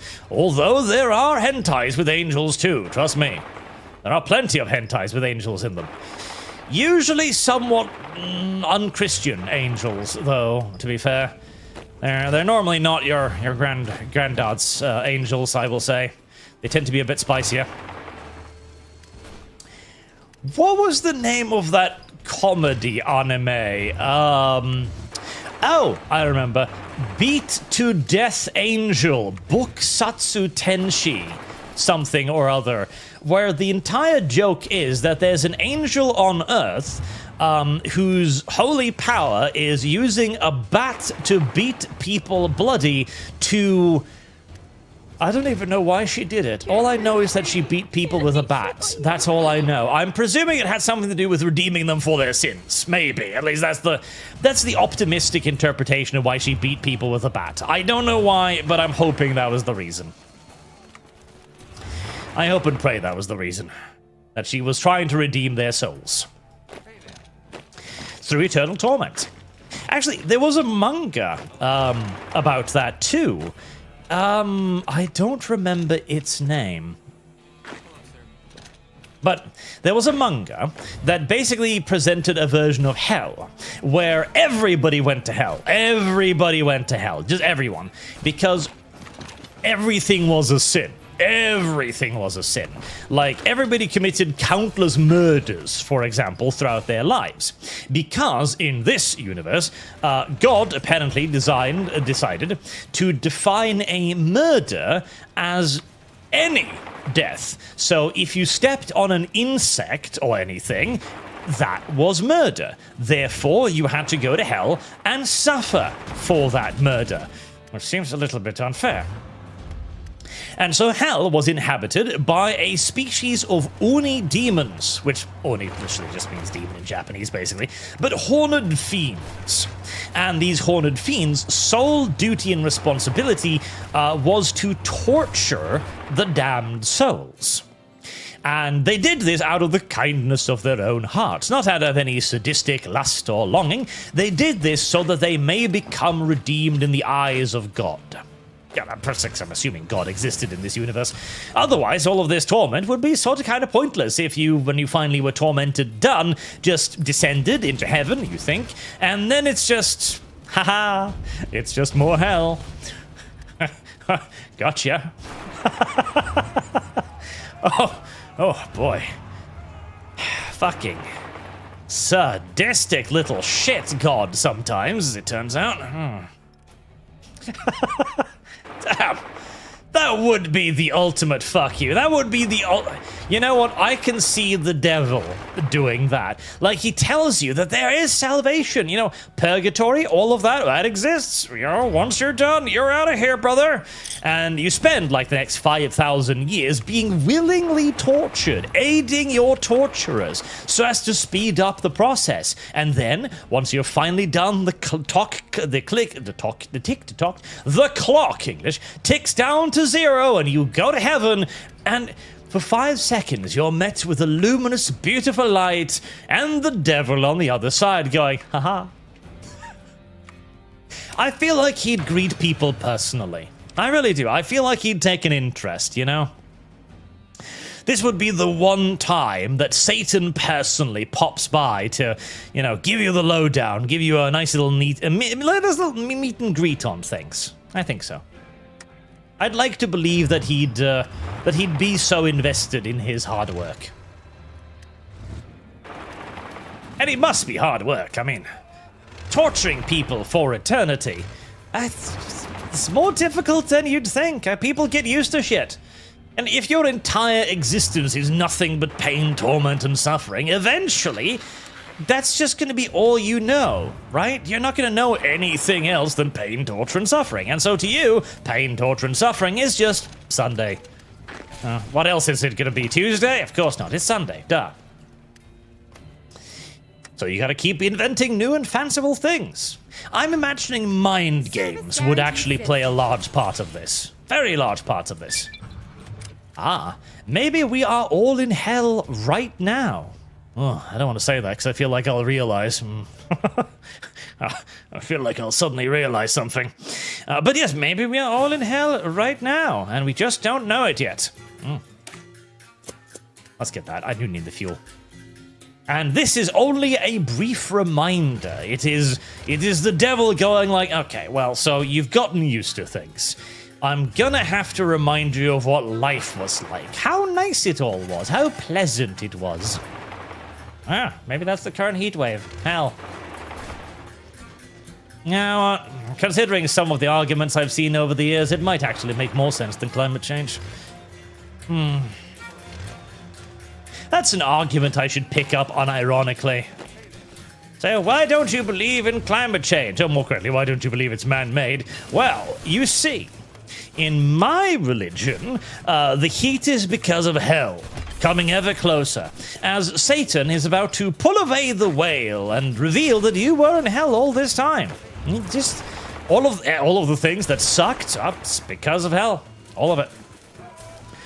Every time you stub your toe, hell. Every time your cat gets run over by a truck, hell. Every time your girlfriend randomly dumps you because it's not you, it is her, hell. And so it goes. And it's not like, we can't even say that he isn't, he's not even being subtle about it. It's not like he's being particularly roundabout around this, okay? Greta Thunberg, the world-famous Swedish environmental activist, has a... how do I best describe her sister? I don't know if there is adequate verbiage without becoming very offensive to women in general. Slag? Yes, I like the British word slag because it communicates a lot more condemnation. You know, it brings to mind other things merely than just a very fat woman wearing far too little clothing, considering the sheer girth of her, doing unspeakable things with the stripper pole. It's more of a weighty word, and it evokes images that I would like to be used in this circumstance. Slag, you know, it's got the feel of a little bit of slug in it, you know.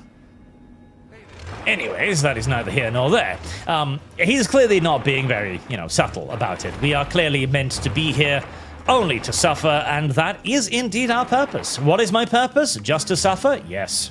And to open the eggs. I've been told that is a joke from that Steven Universe show, which I have never watched, and now kind of feel like I should never watch. Rune of Possum, here's money for the hug and forehead kiss Lum Lum Fund. You wish me to sexually assault Lum Lum? Well, I'll have that power soon enough. This is within my ability.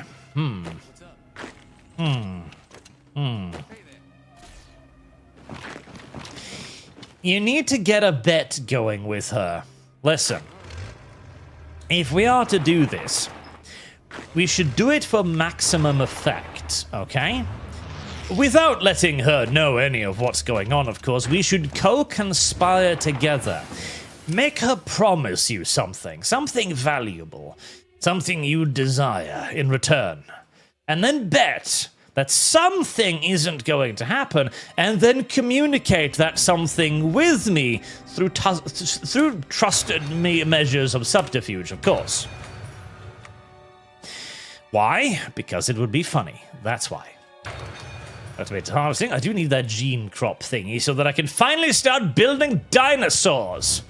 I've been wanting to build dinosaurs this entire time, but the video game has kept them from me. Truly and unnaturally, it has withheld the dinosaurs. The Dinocy? Oh, the Dinocy. Oh my god. Chat, why the fuck did you bring me up on this topic? The Dinocy.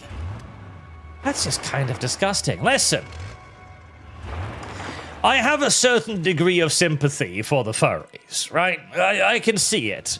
I can see it. Now, as I mentioned previously, obviously the good furry should be the anthropomorphic warrior furry. You know, the 9-foot furry feline, that kind of stuff. Because if we're going to go degenerate, by God, we're going all the way. But Dinocy just shouldn't be allowed to exist. It just shouldn't. It's not wholesome. It's not legal. At least it shouldn't be. It's scaly, like God. I can see the appeal of fur because it's fur. It's probably soft and comfortable. You know, it's like having a pet. But Dinocy? No, chat. No, I condemn you.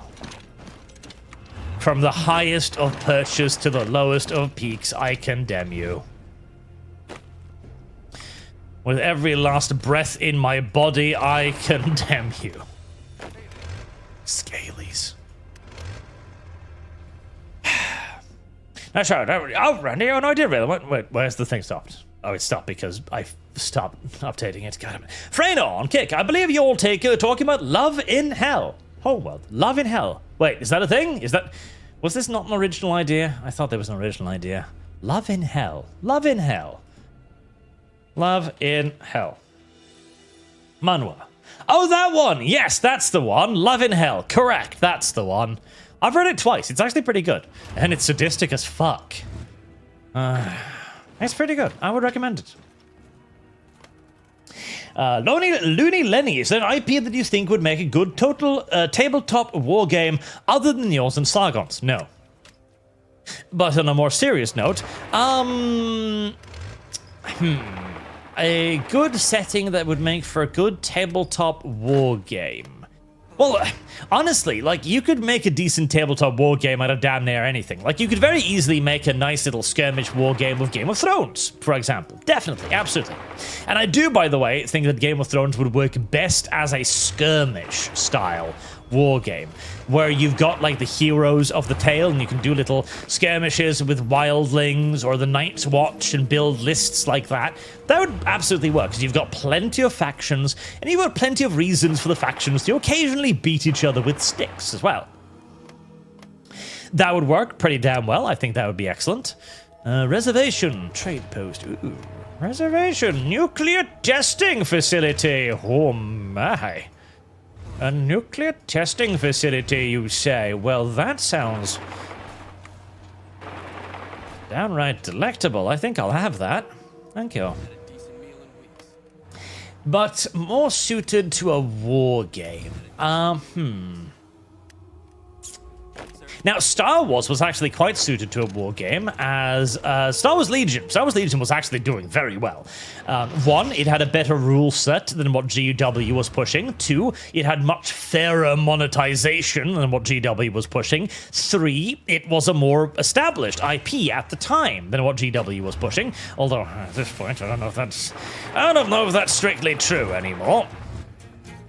But then it was true. And it had the ability to do so many things within it as well. You could do space, you could do land warfare, you could do mechanized warfare, and you had so many potential factions you could be doing. Not to mention all of the things you could just, expand upon and invent for your setting. That'd be good. Warcraft would also make a good one. It's a bit of a shame that Blizzard hasn't done anything like that. Lord of the Rings, obviously, although Lord of the Rings is already a board game in the Games Workshop board game, which isn't bad. It is exactly the kind of skirmish war game that I think that Game of Thrones would do fantastically as.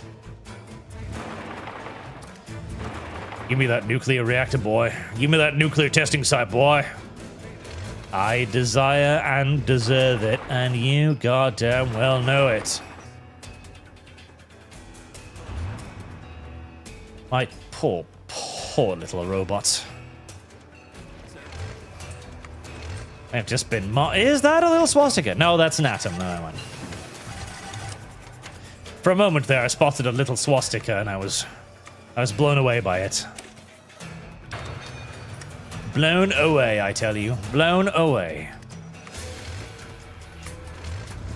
And there we are. Squishy squashy.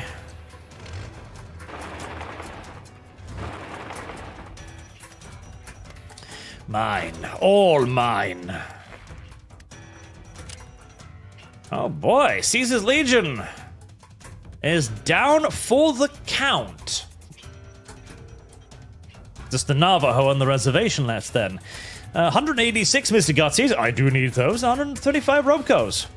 And an assload of all kinds of other shit. Right. Caesar is down. Lanius is down. And the NCR is fucking huge. Oh boy. Fucking huge indeed. Right, well, now then, the time is simply to grab whatever else can be grabbed.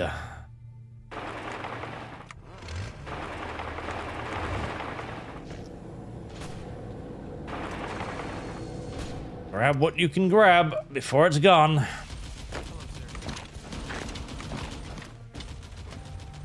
There is still wealth to be had. New Navajo! That could be mine. Oh. That could definitely be mine. See no reason why it can't be. And it's done. The war is over. And now to divvy up the spoils, and there's gonna be a lot of spoils. All right, prepare yourself for some of the worst borders in human history. Now, unfortunately, the New California Republic are going to have a pretty huge advantage when it comes to territory claims. Obviously, we are going to focus in on reclaiming what is ours, which is the Valley of Diana. That's going to be kind of important to get. Suddenly Mad, hi Art, I have a question for you. If Catgirl doesn't catch rat girls, who is at fault? Well, the designer clearly dropped the ball at some point there. They clearly made a bit of a mess out of the assignment that they were given. I really want that. That's probably stuffed full of all kinds of lovely factories. I want that.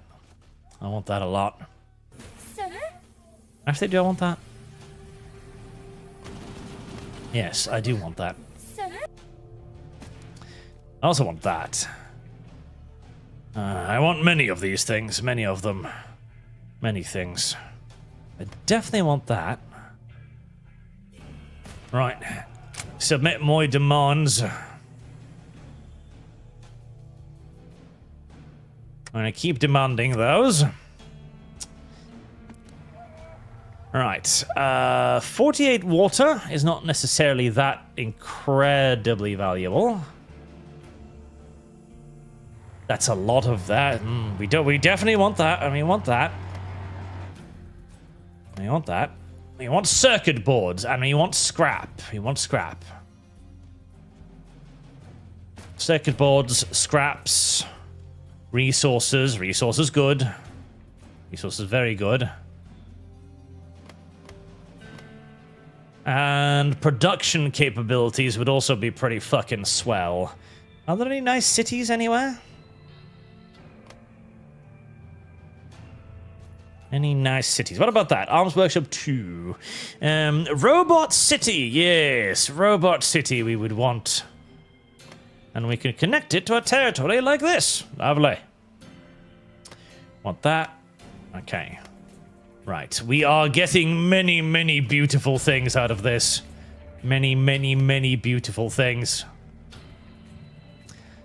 God, they already gobbled up half the fucking desert. Keep demanding. I want it. You can't have it. Fuck you very much, sir. Right, cut them off. Grab everything else here. It's all mine. It's all fucking mine, you pig, and you can't have it. Fucking dirty little oinker, you. You disgust me with your little flat schnauzer and your constant oinking noises. Your disgusting fat little piggy belly. It repulses me, NCR. Repulses me, it does. Oh, can I have that too? I'd love to. I'm actually kind of surprised nobody's claimed that already, but I'll take it if nobody else wants it. No, I don't want that.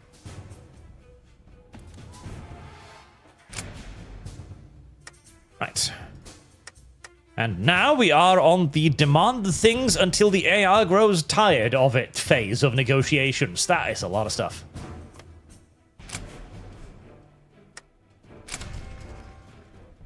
Right. Everybody happy? Everybody content? Everybody nice and good? Lovely.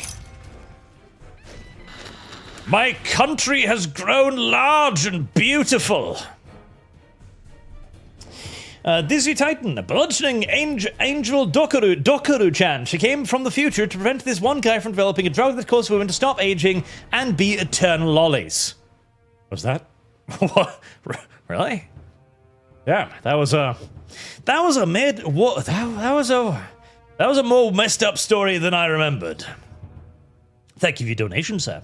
The state of New Vegas. The flag of the two-headed bear flies over New Vegas Strip today after President Aaron Kimball signed a formal declaration annexing Mojave into the new California Republic as the state of New Vegas. With the Legion eliminated as an immediate threat, the NCR has been able to secure its existing holdings and finally take control of the city of New Vegas itself. This ends the years-long Mojave expedition, which saw the NCR suffer significant attrition in an attempt to maintain control of the region. Okay, who's ruling in the NCR again? That guy. Right, well.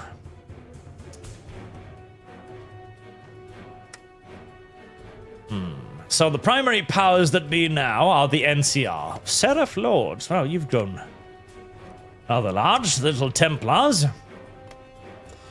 The Washington Brotherhood is doing well, as is the Broken Coast.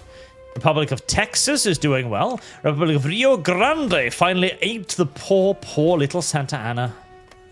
Poor, poor, poor little Santa Ana. He always gets et. Always, always, always. He never survived. He's such a sad little figure. And sadly, the choir has been nom-nommed too. Ah. I always have such tremendous sympathies for the choir. They just want to eat the world. They just want to create a giant effigy of blood and bones and guts, all offered up to their kind and beneficent mother. Why must the wasteland be so cruel as to deny them such simple pleasures?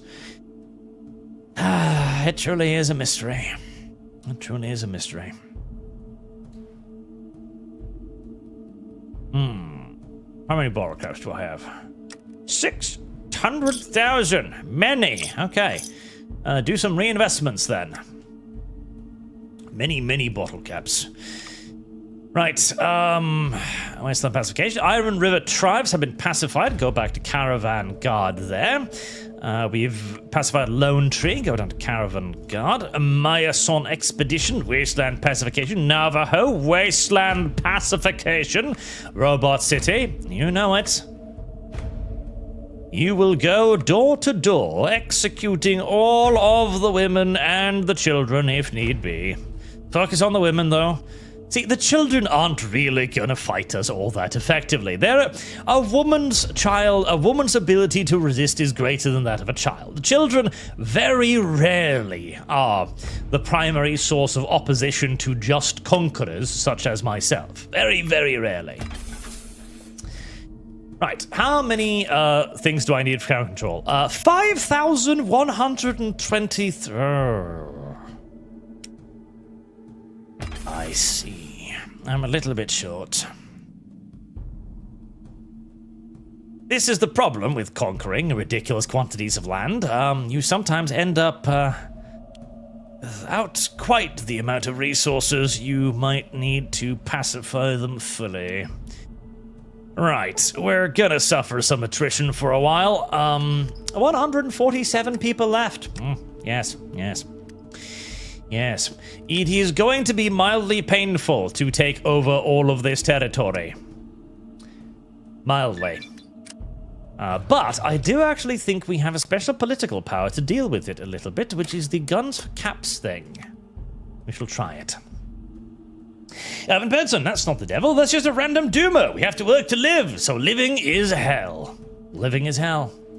You know, as much as I see the argument, listen, okay. Living is hell is very much one of those modern affectations of like, oh, I have to labor. I have to work to continue to be allowed to exist on this earth. Yes, communist, you are going to have to work. We're all going to have to work in one way or another. Is it sucky? Is it terrible? Yes. Is it the worst thing ever? Well, there are worse things. There have been certain periods throughout human history where there existed worse things than labor. Rarely, but sometimes. You know, doomerism. Doomerism is an interesting concept that really kind of needs to be studied, I feel like. Because obviously, right, well, to begin with, we live in an era of... Oh, no, okay, thank God. My most dreaded moment right now is hearing that little whistle and then looking up and seeing the NCR has decided that you have too much of their territory. Prepare yourself. At which point I'm just sort of kind of going to die. In all due likelihood, and there's not gonna be all that much I'll be able to do about it. Which is why I'll be sad about it. Very sad. But we live in an age of unrivaled prosperity. Unrivaled prosperity. Yet, we have never been more unhappy, interestingly enough. And this definitely has to do with the fact that you can't miss something you don't have, right? If you had less, you would be content with less, as we see, endlessly so, down in the southern parts of the world, where you have people willing and able to pump out babies by the actual literal truckload, caring not one iota for the fact that half of them are going to starve to death, and the other half are going to live lives the likes of which a well-taken care of family pet would probably find beneath all contempt. They just don't care. It's not relevant. It is simply not a thing that factors into their decision-making process. Gene crops. Give me gene crops. I want my dinosaur auxilia. And that's right, Blizzard there is now a StarCraft wargame, but that is not a Warcraft wargame. I wanted a Warcraft wargame. Actually, a Warcraft game would be an interesting video game too. Warcraft. Ignorance a lot. The war game. At peace. Right. Am I not at peace? What? Who am I? Oh. What? Oh, the Soros? Who are you? Who are you, and why are you my enemy?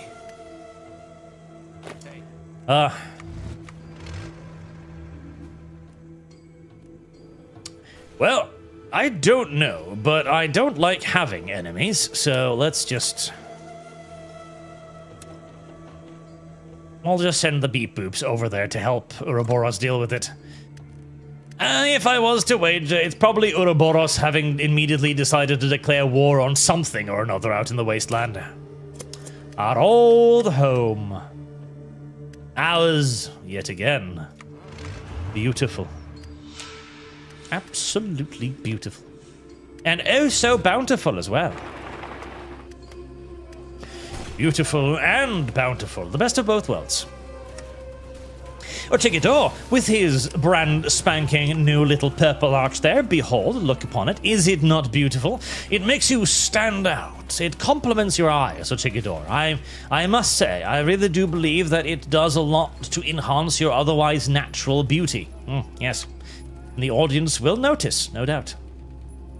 Intermediate infotech. Haven't I researched that yet? I'm pretty sure I was trying to research that, or... Wait, no, I needed a thing to research that, didn't I? And I never got the thing, because... Well, mild retardation.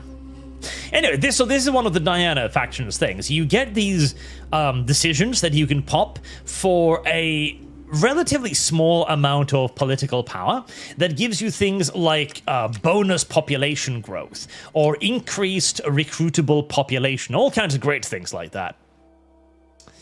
Educational institutions, expansive ways, grain solicitation, that one. I need people. People now. And this is to demonstrate that Diana, of course, is a super intelligent and very benevolent AI that wishes to aid all of the pretty and silly little people under her command as best as she can manage. As best as she can manage. And she's got access to a GEC. In fact, one of your other options is terraforming stuff, which is neat. You know, 6,000 fucking caps is just not that big of a problem. I don't even know what my cap income is. $250,000. Right, so yes. Bribing the 80s with 4,000 caps every now and then is really not that big of a concern. On this fateful day, Lanius received a single word from a robot sent as diplomat to his cohort. Leave. And he didn't, and so he was beaten brutally, and for a very, very, very, very, very, very, very, very, very, very, very, very, very, very, very long time. Right, well, surely we should have peace soon, right? Once we crush these last little savages, then we can begin working on a constitution for the wasteland. Right, well, you may have all of that. I'm not going to try and gypsy some of your territory away from you, for that would be cruel and unusual in the extreme.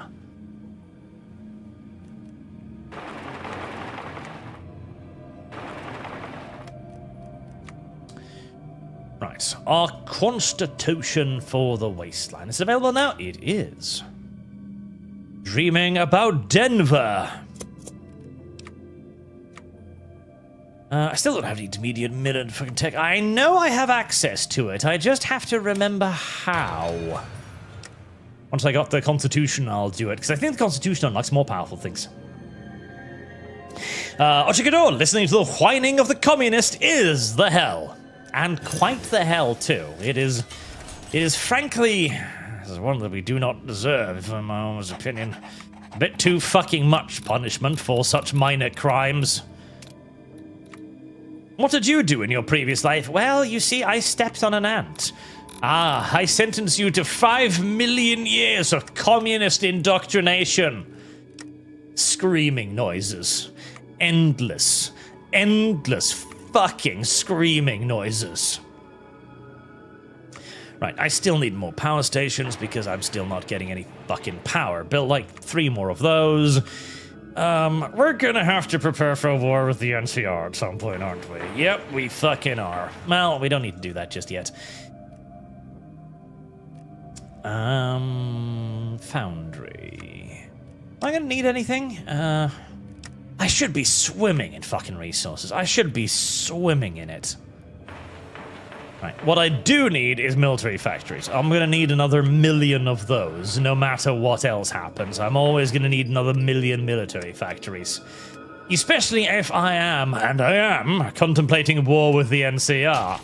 Listen, we've liberated the wasteland from one criminal, but there are other criminals out there still, and they are fatter and more disgusting than ever. Yes. Gonna need to build a bit more of an army before that, though. A bit more of an air force, too. A bit more of literally everything, I imagine. More of literally everything. And need to start terraforming the wasteland. Dark Innovator, thank you for your donation. I think you missed my first super chat, did I? I'm sorry. Arch, Fafnir was the second. No, Fafnir did not have angels in it. That was Evangelion. Oh, I am clearly confusing it with something else. Did I? Let me see. Let me go back up the list to find Dark Innovator. Speaking of Gundam Seed, did you watch Fafnir in the Azure? Yes, I did watch that one. Did I? I responded to that one, didn't I? Would you ever have Big Micah C on the Archcast? Yeah, I read that one too, and yeah, no, sure, why not? Well, listen, if, basically, if you can reach out to them and ask them if they want to come on, and if they want to come on, then we can bring them on. Sure, why not? I like bringing people on the Archcast. And I've been using it personally as my little own soapbox to bring on the various lit RPG authors. And see, I know that's not as popular as bringing on all the little pretty VTubers, but I like it. I like it. It's my own little guilty indulgence, where I think that this is a brand of literature that is genuinely healthy for men. I think this is something we need to be far more open about, and I'll do my part in it. The final level is self-actualization, the full realization of one's potential. None of our citizens shall be held back. We will restore the light of democracy and human rights to the wasteland, with no need to defend themselves or fend for their lives, or shall be able to become their best selves. Ooh, that is a bunch of really fucking fantastic decisions, isn't it? Oh, there's so many factories. That is so many beautiful factories. Yes, yes. Also, I do want that one. An embassy, Western paleontology. The NCR could be a powerful ally in our quest to heal the wastes. Shall they prove themselves to be calm and collected? We should take steps to establish diplomatic channels between our nations so that we may both benefit, and possibly gain another precious friend in the lawless world. Establish NCR embassy, or... Thanks to our friends in Shady Sands, we can unearth some ancient research data dating back 50 years.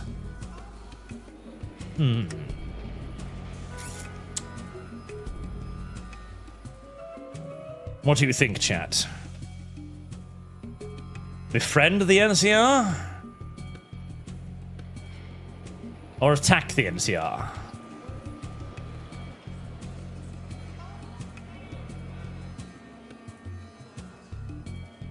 Friends.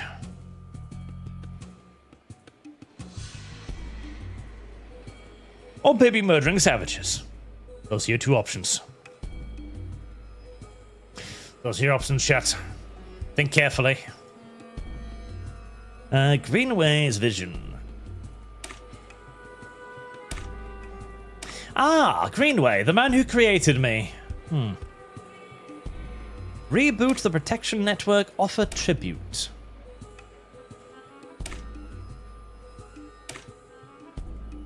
Fairly is the Ascend robotic engineers to reboot the entire protection network and calibrate its IFF targeting system to counter armed personnel only, making sure our tribe will not be harmed, or should they ever wander close, the horrible screaming and sound of gunfire and this might keep their members up at night, but it's worth it to ensure the security. Ruth, Helena, Leo Dance, and 9 others add at 1 attack skill.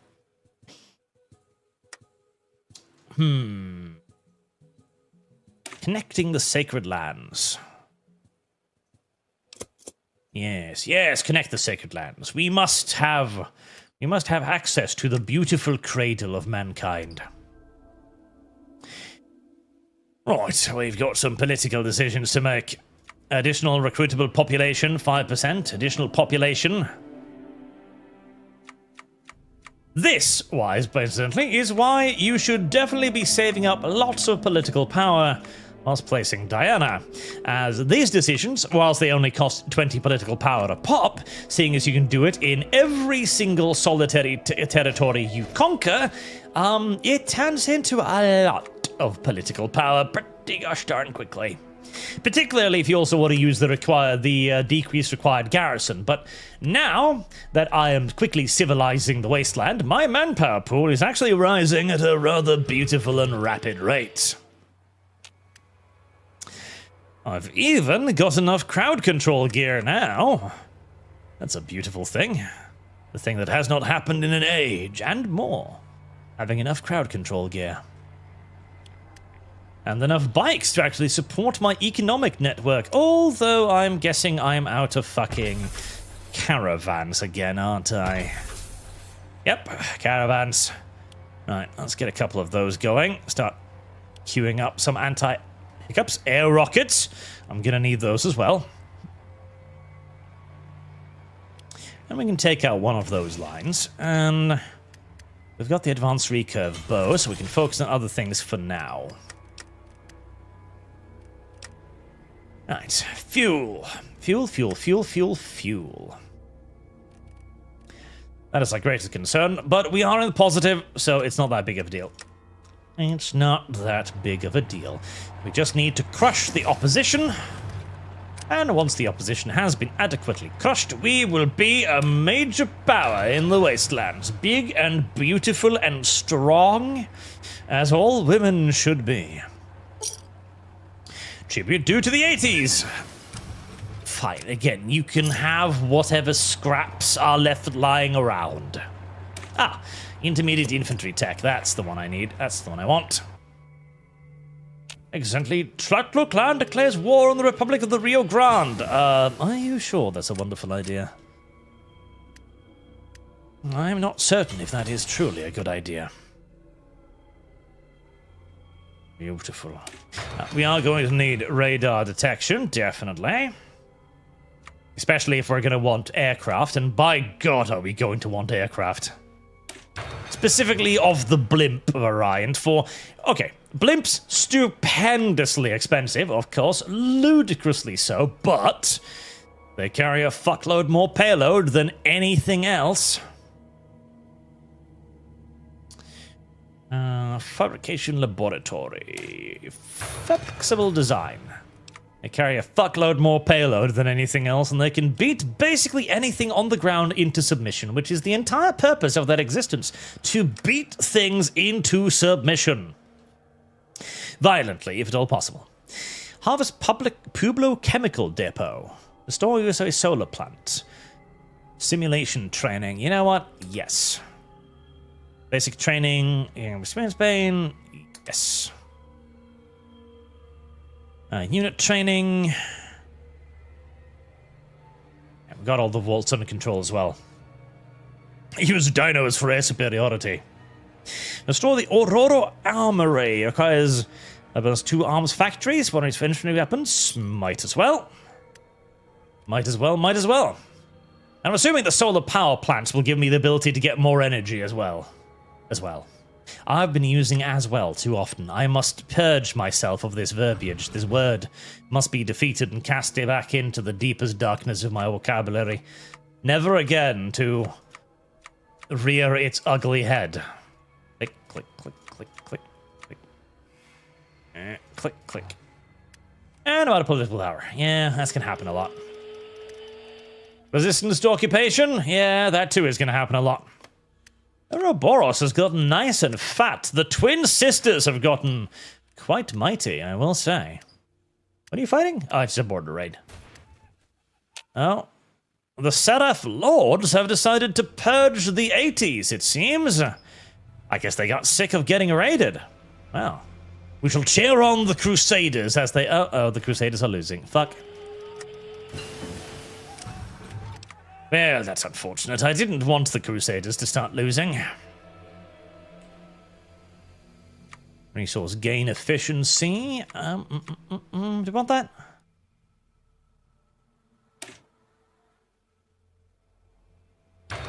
Yes, I'm a little bit worried about all the reduction in my own command cycle. Healthy warriors and intermediate infantry tech. Beautiful. And now I think we're also going to get access to eventually sophisticated air technology, which we're definitely making a bit of a beeline for, because that is a fucking huge deal. Sophisticated air technology is massive. And the Templars are getting their pussies pounded. They are getting their pussies pounded without fucking respite, it appears. Unfortunate. Yeah, it's their fault for getting into their fault for getting into a bad war, I guess. Somebody has to have their pussies pounded, and it turns out it's going to have to be them. A tragedy, to be sure, for the entire world to lose access to yet another sophisticated and decent people.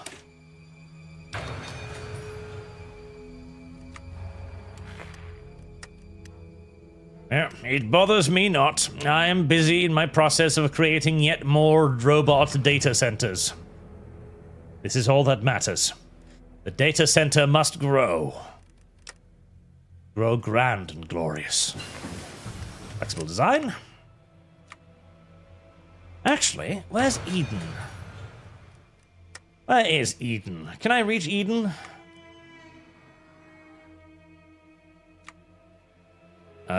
Nope. Republic of Texas has Eden, huh? Okay, right. Okay, well, getting control of the second Gek is going to be a mild challenge then. One requiring a lot more stuff. Continue on. Riot gear. Sophisticated technology.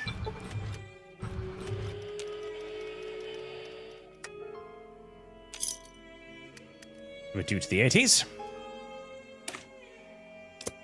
Nursery radar improvement. Now that I am back in control of the nursery, I can use its highly sophisticated radar antennas to start hijacking satellites. Yes, that's the thing. You start hijacking satellites as Diana, which really does seem a little bit unfair. Everybody else is down on the ground, and they're just dealing with, well, whatever they can get their hands on, really. Binoculars, smoke signals. Meanwhile, Diana is like, well, why don't we just use satellites to see where the enemy is?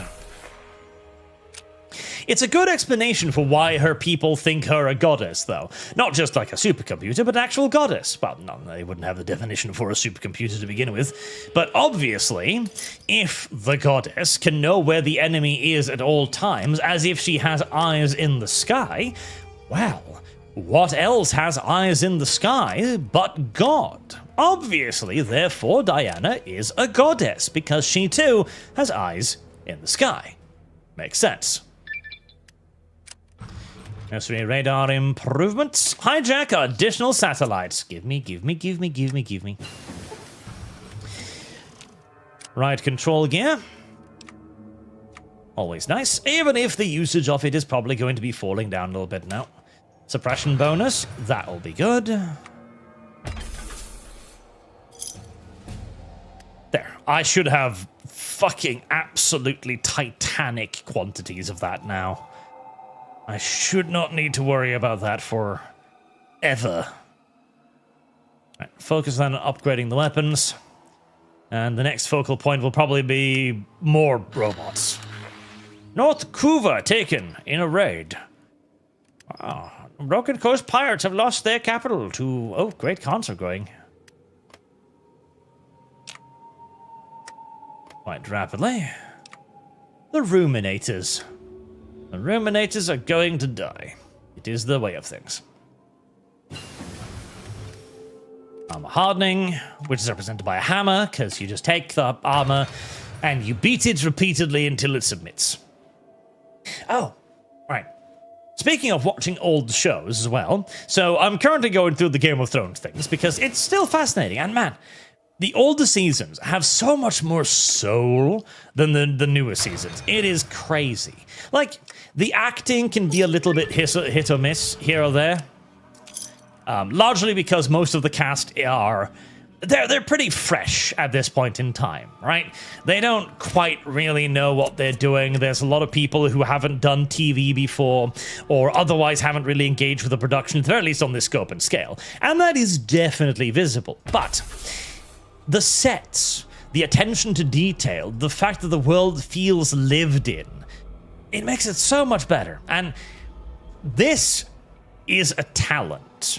It is a talent brought on by effort, and I think eagerness to represent a thing accurately. I've seen a lot of this on Twitter the last few days, showing like pictures from The Lord of the Rings, where they demonstrate how the crew working on it, especially the costume crews, would put so many intricate details into their creations. Details even that nobody would ever actually see because they were details hidden away, like on the inside of clothing and other just absolutely crazy stuff like that. And the only thing that could possibly motivate somebody to go to such an extremely excessive length is if you love the thing, if you genuinely do adore it on some level beyond merely collecting a paycheck.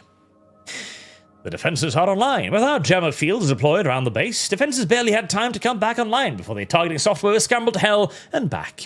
Our soldiers had all the time they needed to set explosives and destroy the now useless turrets. Our scans have also revealed additional subsections of the base not accessible by personnel.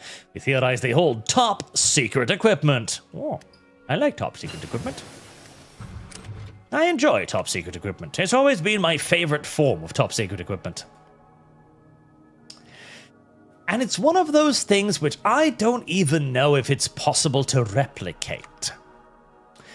I genuinely don't know. I've been thinking more and more about this a little bit more recently, like the idea of soul, right? And if it is in some way possible to quantify it to the point where you can aim to replicate it. Because obviously, working on my own fantasy and science fiction setting, I would like for it to have soul, but what is the soul of it? What is that seemingly near crazy level of addiction and dedication to detail? Where does it come from? And what defines it? I should be spending points on this, I've just realized, and on air doctrine, where frankly, I think decisive engagement is the way to go, which might seem silly considering, well, I was about to say, my limited industrial base, but guess what? I don't have a limited industrial base anymore. That one. I don't have a limited industrial base anymore. Attack factor. I can quite literally produce a truly disgusting quantity of aircraft. And if I can produce a truly disgusting quantity of aircraft, then I should go for the maximum damage caused by aforementioned aircraft. And definitely upgrade the robots, that's for sure.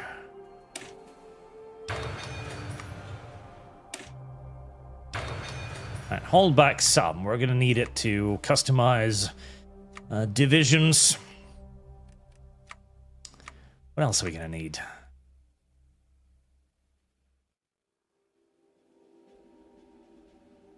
Payload gliders. Okay. What's a payload glider? Presumably that. Right, let's build it. So, since some strategic bombers would be very nice in the future. Strategic bombers would be very, very nice in the future. And I do think so. One of the things that we do have is definitely excessive attention to detail. Basically, every week, when me and Sagaruni have our weekly meetings discussing the setting, where we're going, what progress we're doing, what kind of people we need to bring on board to produce what we need, etc., we usually end up in like hour-long conversations about the philosophy of our universe and why certain factions would do some things and not other things. Our current biggest quibble is over the Ashari economy. So Sargon wants them to feel a bit like an old school, like plundering kind of faction, in essence. And so he's trying to explain to me that plunder holds a specific value, that something that is beautiful holds an intrinsic value. And so the Ashari would still want to plunder things like gold. Meanwhile, I am on the other end of this conversation going, but if they've got spaceships, and they do, then gold isn't really particularly precious anymore, because the galaxy is fucking filled with gold. There's a lot of gold out there in the galaxy, incredible quantities.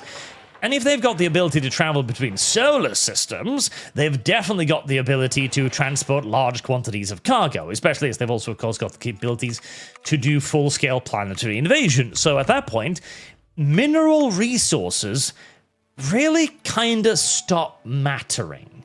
Or at the very least, they stop mattering a hell of a lot less than they do to us. But again, then, it is the feel of the faction. And I agree that the Ashari should probably feel more like a Raider-esque faction. So the compromise we've sort of kind of arrived at, and by compromise I mean I come up with something, and then I push forward with it until Sargon eventually forgets what we were arguing about. Which happens more often than you would think. Is that they're going to do plunder, but they're going to do it because plunder in and of itself has intrinsic value. It's not that a golden vase is valuable to the Ashari, like they can, sell it or anything, as their economy is going to be largely metaphysical and largely symbolic, based around light and crystals and shit like that. However, the fact that this golden bowl was taken from an enemy, now it has value. Now it has deep automatic intrinsic value. Very, very, very much so. 250 political power. Oh my fucking word. And Jesus Christ as well. He too. He as well. Robco, Robobrain, mechanized training. Oh god, more stuff. Well, that'll give me political power. Robco, Robobrain, eh? 2 years ahead of time. Well, better fucking get to it. And mechanical training, which I'm assuming is mechanized training. That one. Yep. Better get to it. I want my sophisticated air tech, goddammit. And that seems decent. And it also, of course, means that the plunder isn't just plunder for plunder's sake. The plunder now has a very deep and specific purpose in Ashari society. The purpose is power and prestige. It is for a war leader to go out into space and go, look, I can do this. I can conquer planets. I have conquered planets. I have done it before. I can do it again. Warriors, trust me. Rally around my banner. This will also then dovetail with the fact that since the economies of the Ashari are largely symbolical, we don't have noble houses simply hoarding things like wealth. Instead, we have noble houses going to the various temples. And the temples are actually the forces that finance expeditions into space. This means that not only are the temples very powerful, but it means as well that the expeditions are blessed a priori, because they are taking place specifically because the temple wishes for them to take place. And a blessed campaign is, of course, extremely important to the Ashari. Not that they can't venture off on their own campaigns, they can. It is entirely up to an individual war leader to try and organize a raid. The Thunderbirds. Oh, that's going to be a short war, I imagine. To organize a raid. But if it goes wrong, all of the responsibility is on him and himself alone, and only him. Let's see, 23. I need, what did I need like 50 fucking things, don't I, for the sophisticated air tech. Yeah, 50. Right. Harder, better, faster, stronger. Me, me, me, me, me, me, me, me. What was the name of that band? Another Zack's Another Story. You know the one. The one with the purple people in it. You know the one, chat. They were famous. Oh, God, they were famous. Holy fuck, they were famous. Absolute viral miracle thing. And preserve. I do want the dino thingies. I should go for the dino thingies. I desire the dino thingies. I shall get the dino thingies. They had a animated music video, and I remember being just deeply fascinated by that as a kid. Because they had these characters who were clearly fleeing from some sort of circumstances, fighting their way out, using music, and it looked amazing. I remember that. Daft Punk, thank you, chat. Daft Punk, that was the one. That was really, really cool. What happened to those? Did they... They probably disbanded, didn't they? They became billion, trillion, dillionaires or something. And unlike most people, most bands like these who massively overstay their welcome, they decided, well, we're incredibly rich, we're incredibly famous, and we're generally well regarded. It is time to exit the scene with our, well, reputation and power intact. I hope so. That's a good ending. That's a happy ending. Daft Punk purple though? No, it's never mind. It's Daft Punk. Is it purple though? Purple? Were they blue? Were they blue aliens? Were they blue? I think they were blue aliens. Uh-oh. Oh, fuck.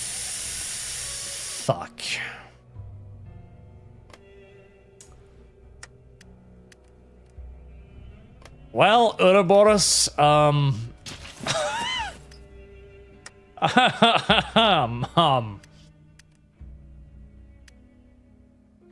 I'm sorry. I really am. But I'm not joining you in that war. You're gonna have to get fucked all by your lonesome. Well, that is cruel and unusual. That is, that really is cruel and unusual.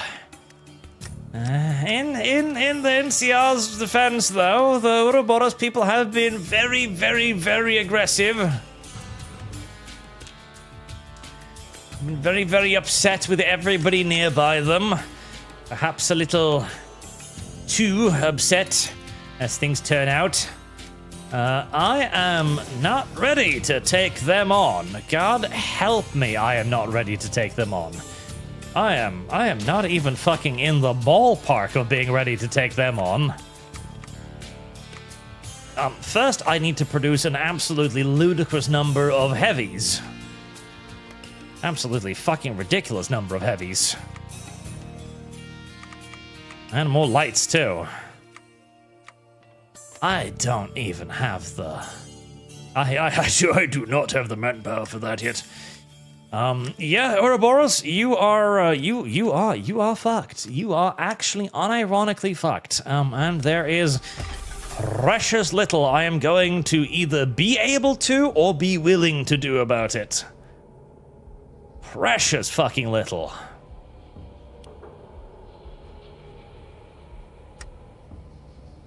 Right, cancel that second line, pour it into the heavies.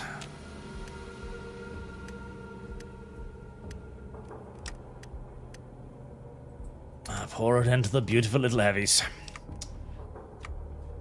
I'm not even going to be able to send them air support or anything, because the NCR is probably going to have an air force about 5 billion times the size of mine at this time. You ignorant slut. Oh boy. Alright, well, if I'm going to need the Robo Brain, which is going to be ages ahead of time anyways, I might as well push ahead and get the best robots I can ASAP. Because if they're declaring war on those guys, there is an above average chance that they're going to be upset with me in the fairly near future too. Rubber Legs, they did disband. The one sadness is that Daft Punk only ever did one official movie soundtrack. Tron Legacy soundtrack was amazing. Unfortunately it was attached to Tron Legacy. Yes, that is a bit of a tragedy. Alright, have I pacified the wasteland? I have. Excellent. Let's go down to caravan guards then, in all of the places that we have murdered the women and the children. Caravan guard, caravan guard, caravan guard, caravan guard.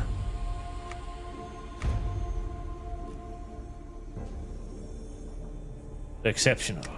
Behold, my economy growing. Oh, 220 fucking one military factories.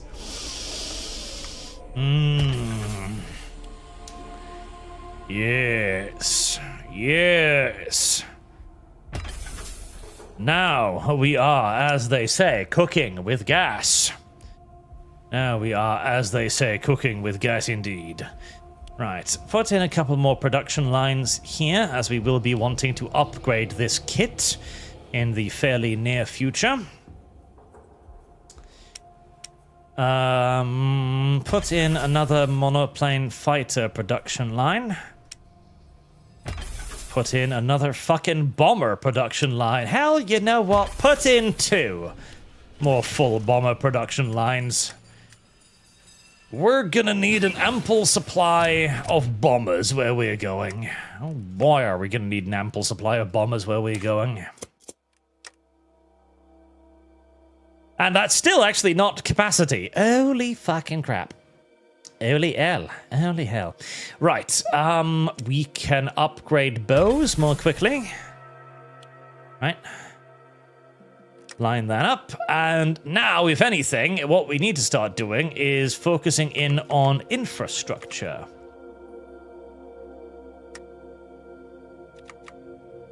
We're gonna need more resources.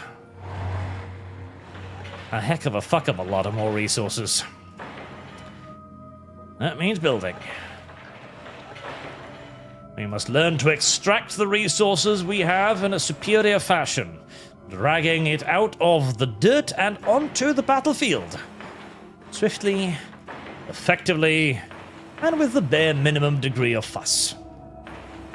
Ooh, by the way, I watched another series relatively recently as well that I really, really enjoyed about that exact topic of bringing resources out of the ground. Landman. Man, I really enjoyed Landman. A tremendous deal. That was a great, great fucking series. Amazing characters played by wonderful actors, really putting on one fuck of a performance. Excellent series.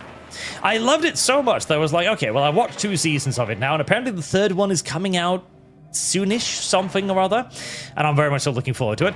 But I was like, okay, is there any other shows like this? And so I went to Google and was like, are there any other shows like Landman? Please, I am desperate. And Google comes back and goes like, well, if you like Landman, you'll probably like Yellowstone. It's like, Yellowstone? I've heard that name before. I think my parents watched that. Okay. We shall watch Yellowstone. And I kind of hated it. I kind of fucking hated it. Like, Tom Hanks did a great job in it. I like Tom Hanks's part. He did a good job, liked his character, liked the first season or so, but oh, why am I upgrading the land of my fucking allies? I don't really need to upgrade the land of my allies, especially as they're not going to be my allies very soon. I should not upgrade the land of the NCR. That would be dumb and a silly-willy waste of my own silly-willy resources. Yes, very much so a silly-willy waste of my silly-willy resources. And primarily because I fucking hate the woman. I fucking hate Bethany. I fucking despise Bethany. Bethany is an unfathomably bad human being that deserves nothing but the absolute unironic worst thing imaginable for the rest of her entire existence. God, the most singularly despicable character ever put to fucking film, in my opinion.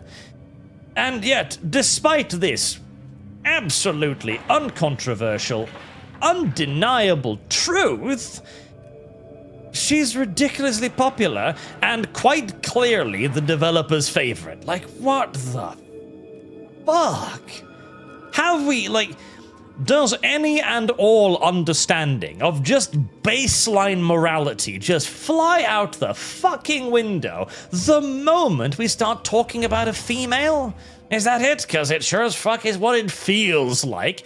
Like, all rules, all standards, all natural and normal behavioral patterns of an upstanding member of society are just ignored. And instead it's like, wow, look at her. She's incredibly evil and malformed. She's so strong. My Jesus. She's just evil. It's just evil. When did we start to worship evil to this degree? Deeply upsetting. And then, the worst part of all of it is that they kill everyone I like. Everyone interesting. Deado, Yito Cheetoed right out the mother-humping window. And so instead, once they've murdered all of the good characters, what do they do? What do they do? Who's the new character of the spin-off series? It's her. It's fucking her. She's now the main character of the show. Are you serious? You must be joking. This has to be a ha-ha, and a ha-ha of particularly poor fucking taste as well. This has to be some sort of fucking joke. And her bitch-whipped fucking husband, who is only marginally better than she is, and he's only marginally better because at least he has an excuse for his vile actions. He can simply look over to his wife and go like, listen, I am a slave to my whore-ass wife. That's why I'm doing this. Okay, well, extraordinarily weak and pussy whip, but hey, at least it is an excuse. I hate that woman, hate that woman. Hate that woman a lot. Hate that woman a lot. Hate that woman a lot. Tremendous deal. Yeah, I don't need that, because it's only close support for the monoplane attacker. And I'm not going to go for the basic attackers, because I'm going to go for the motherfucking super fortress. Why? Because it has 80 goddamn ground attack. 80 fucking ground attack. It's a joke. It is an actual, unironic, honest to God, fucking joke, and I love it. I love it for what it is. Snowders, hello, just got back from the shower. Who the fuck is Bethany? Amelia, for calendar. She's the evil woman in Yellowstone, the TV series, which I now despise. Entirely normal. Advanced cloning research. Jurassic strength. The sample of Jurassic biological material we have acquired has been absolutely fascinating to analyze. With our current technology, we could be able to even integrate dinosaur genetic strands into our soldiers, vastly improving their resilience in combat and potentially improving them to be the pinnacle of our aspirations. Dino genes. And everybody loves dino genes. Speaking of, didn't I unlock some creatures at some point? That probably ended up somewhere in the creature tab. Yeah.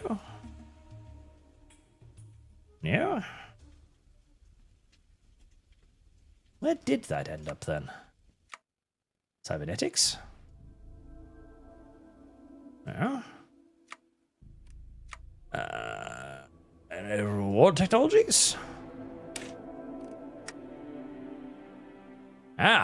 Court of the Wild. Oh, it just buffed my dogs. Okay. Well, I hardly mind. Buffing my dogs is not a bad thing. Buffing the doggy woggies is in fact a pretty good thing. I kind of hoped it would give me, actual units though, like creatures, like rad stags. I would like to own rad stags. I would very much so like to own several rad stags and use them against my foes, aggressively.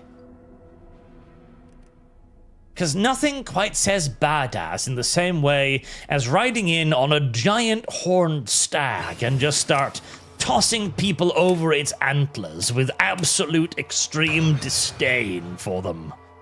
Yes, I like the idea of rad stags. And if it's a radioactive stag that also weighs about 5,000 tons, all the better. All the better. 181 dogs. Well, probably enough to satisfy my requirements for further hounds, I imagine. Alright, Spec Ops divisions. We are going to want Spec Ops divisions, obviously. We are going to want them to have lots of stuff too, though. We are going to want chemicals, duh. We're going to want dogs, absolutely. Fire teams, anti-tank. Actually, do logistics instead of fire team. And then... AA? No, fuck the AI. Add in demolitions. And CNC attachment?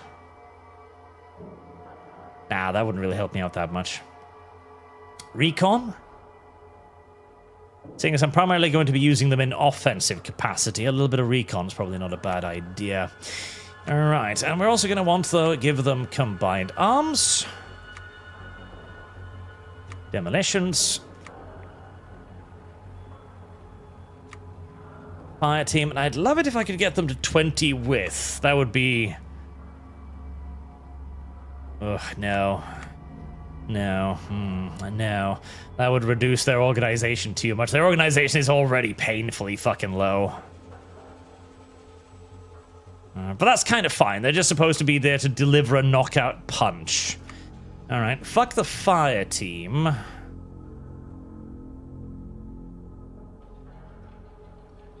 Give them another demolition crew. Yes. Maximum breakthrough, and we'll protect ourselves against being shot at by just stacking breakthrough through the roof. They're not going to be a very good defensive unit. In fact, they're going to be an absolutely atrocious defensive unit. But on the offense, I imagine they're actually going to be pretty decent.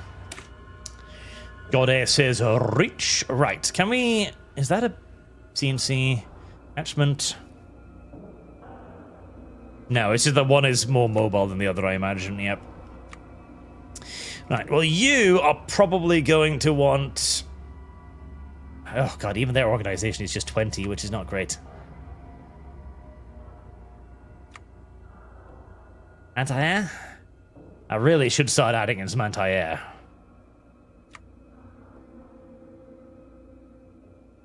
I wonder if... Does chems do anything for robots? I actually don't know, but add in the anti-air for them. Droids of Diana. Organization here is actually surprisingly good.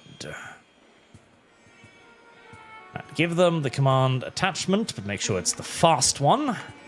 More org. And give them the anti-air and the demolitions as well. The Wasteland Amazons. Their organization is still actually decent. Alright, let's have a fire team added onto that, which gives them 19. Maybe a combined arms team for piercing? 24, organization 21. Nah, makes them too wide.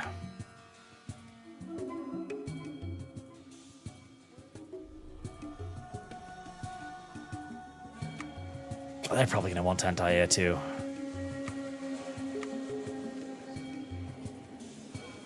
Oof. The fucking minuses the organization from my my robot focus is pretty nasty. Pretty nasty. I'm going to have a hard time standing and fighting, admittedly. Hopefully, I won't have to stand and fight too much. Hopefully, I'll be able to stay on the offense as much as possible. Freno, I've never watched Yellowstone, but my coworkers talk about Bethany a lot. I hate her too. Well, there you go. Thank you for your donation on Kick, kind sir. Yeah, no, I despise her because she's just evil. She is just simply an incredibly immoral woman. Jurassic strength. Jurassic strength. Infantry. 100% HP. Yeah, it's pretty good. That's pretty good. I was hoping for dinosaurs. I must admit, I was hoping for dinosaurs. I was hoping and praying for literal dinosaurs. I wanted literal dinosaur combatants. I wanted an army of dinosaurs. Unfortunately, we just can't be that lucky. We can't be allowed to have that much fun. God, that would be a great way to conquer the Fallout universe. Fucking dinosaurs. Just one day, out of the wasteland, dinosaurs start pouring out of every nook, cranny, and crevice. I mean, listen, this is a universe that has fucking aliens descending from the sky. Why not dinosaurs? What's so bad about the dinosaurs? Why can we have fucking aliens, but not dinosaurs? Why can we have little green men? Ouroboros. Oh, did they stop justifying? Okay, well, I hope they keep stopping justifying continuously. And robot refuge. Centimetric radar. Upgrade, upgrade, upgrade. Myalurk DNA. Right, baby murdering savages. Okay, what's your own shady sands? Right. Wanamagingo. Right. We're gonna give them an embassy, but only because I need the Wanamagingo DNA. But we shall go to war against the NCR then. And that shall be our next great war. Though it is going to require a fair bit of building before we'll be ready for them. The defense are online. Right, that was another... Oh, fuck, I've forgotten to keep building my goddamn space network. Keep doing that as well. The fall of Dallas. Oh.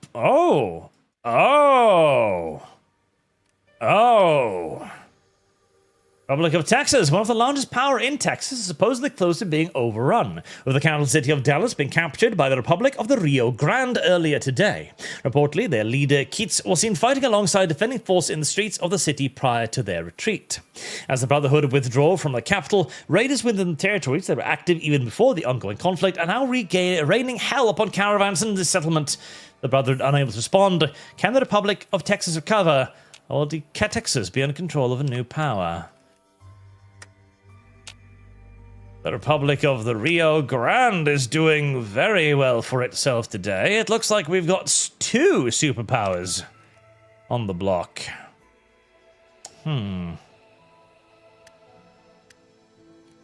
Downright unfortunate, that. Well, let's hope they don't ally with the NCR, because if they do, that is going to be a very interesting fight to waddle on into. Very interesting fight to waddle on into. We need to return to the day of a bit of equal moral judgment. We need standards that are largely universal, okay?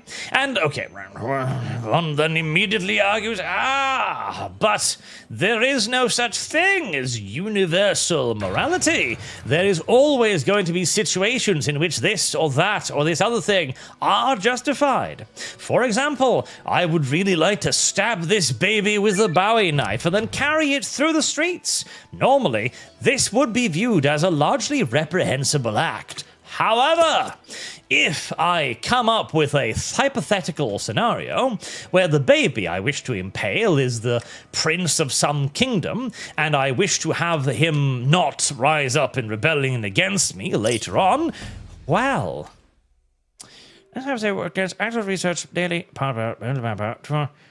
as well as member, every member of the manpower? Well, it gives me weekly manpower too. Listen, I expect to kill them at a rate significantly higher than they kill me, so I'm actually surprisingly fine with that.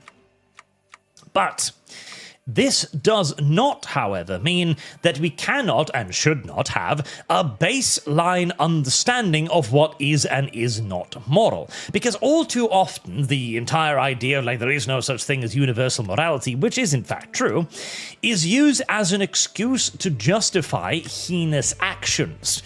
Or to justify, in the case of Bethany, heinous characters. Whereas like, oh, well, you see, she's a woman, and her brother made her have an abortion. She can't have any more babies. And this means that she gets to murder people, bully people, make their lives miserable, living hells. She gets to aggress upon anyone and everyone, regardless of if they had anything to do with hurting her. And she just gets to be a horrible monster.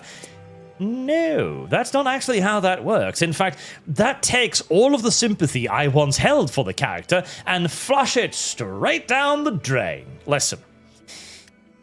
It basically comes down to that godforsaken notion of eternal victimhood status. An idea that I have grown to utterly fucking despise for the... Oh, God.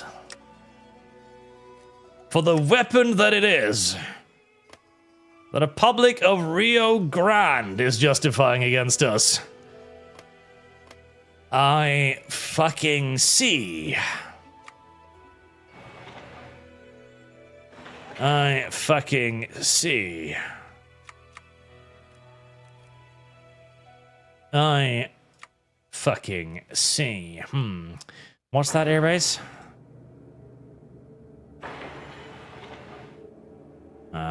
Boys Ranch. Alright, let's put that at the top.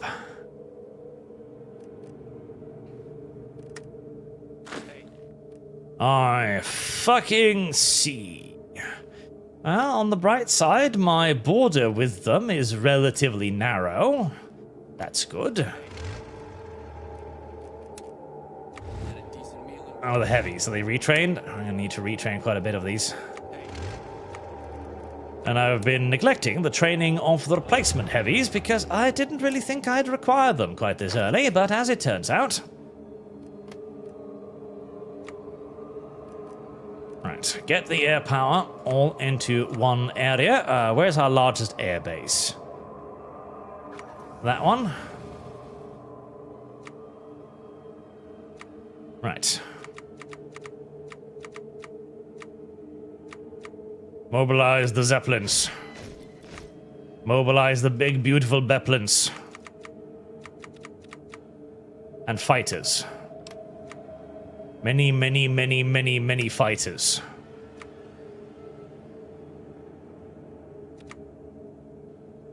$700 fighters.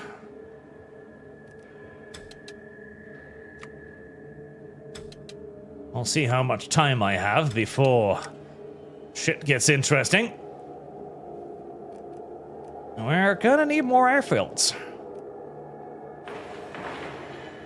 We are going to need a lot more airfields. And we're gonna need them more or less now. Right, get the airfields up and going.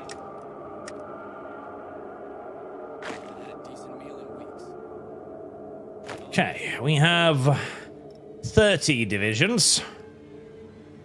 They have more, but I will have the advantage of the defense.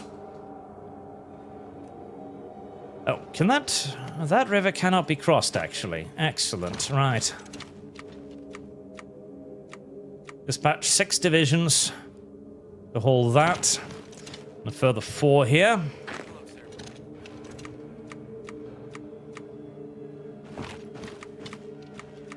My primary concern is the fact that I am going to have basically no organization. Which might be a problem.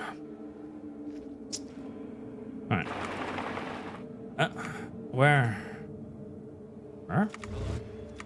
Where are you? Why can you not move? Where are you? Why can't you move? Okay, is there somewhere there? Over there.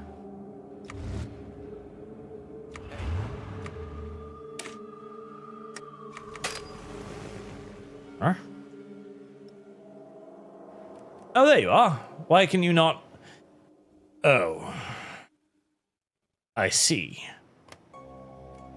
That territory doesn't have any ways out of it.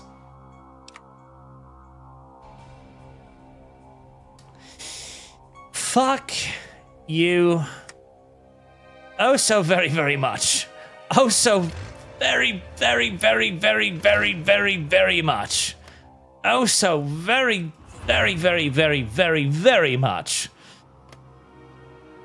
Are you Oh, ready to wreck this so world? very, Yes, very, buttery, very much. buttery butt. And I don't think there's any way around that, is there? I don't think so.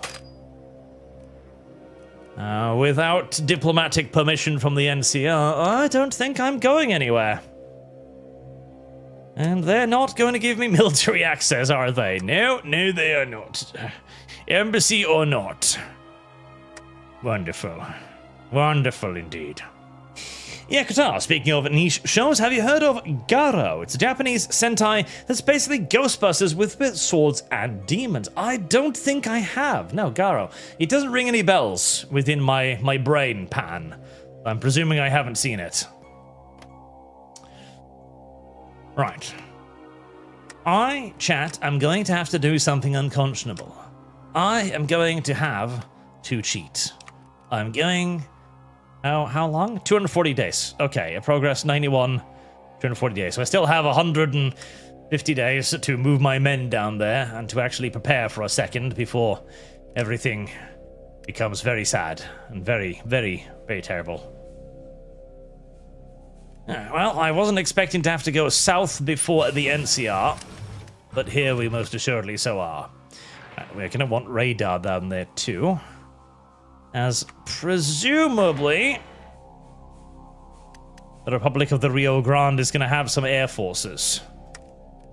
In fact, do I have any scout reports on them? 4.9% intel on the air, so no is the answer to that.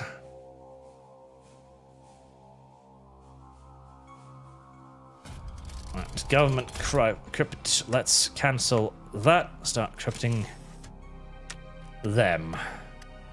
But regardless, they're probably going to have something. I hope I have more, because that's how you win air battles, by having more. And training helps as well, and range helps even more, but largely it's just having more than the enemy. That and having better encryption than the enemy too helps quite a bit.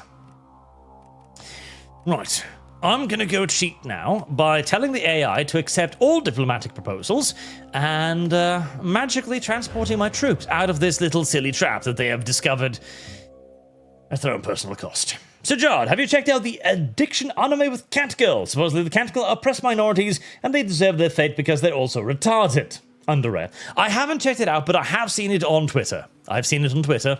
And I will probably watch it because that looks at the very least like a pretty cool idea, even if it also sounds like a fucking disgusting one. Right. Let's prepare for the next great war then. So, I will be away for the remainder of this week. Not for the remainder. I'll pop back tomorrow as well. But for most of this week, I'll be away. I'll be back on Sunday, where we're hoping to have another episode of the RP. And then we'll be back to normal thereafter, as I will be in Deutschland, taking my father to see the Mercedes-Benz Museum because he's always wanted to go. And the poor old man won't do anything by himself because, well, he never wants to do anything for himself. He must be forced. And I am that external force. Until then, chat, thank you very much for watching. Thank you for your generous donations, as always, and I will see you all again very soon. Have a very good night, chat. Oh, France lost the football game? Yes. Good, good. I don't even care who they lost to. I just like that they lost. That's all.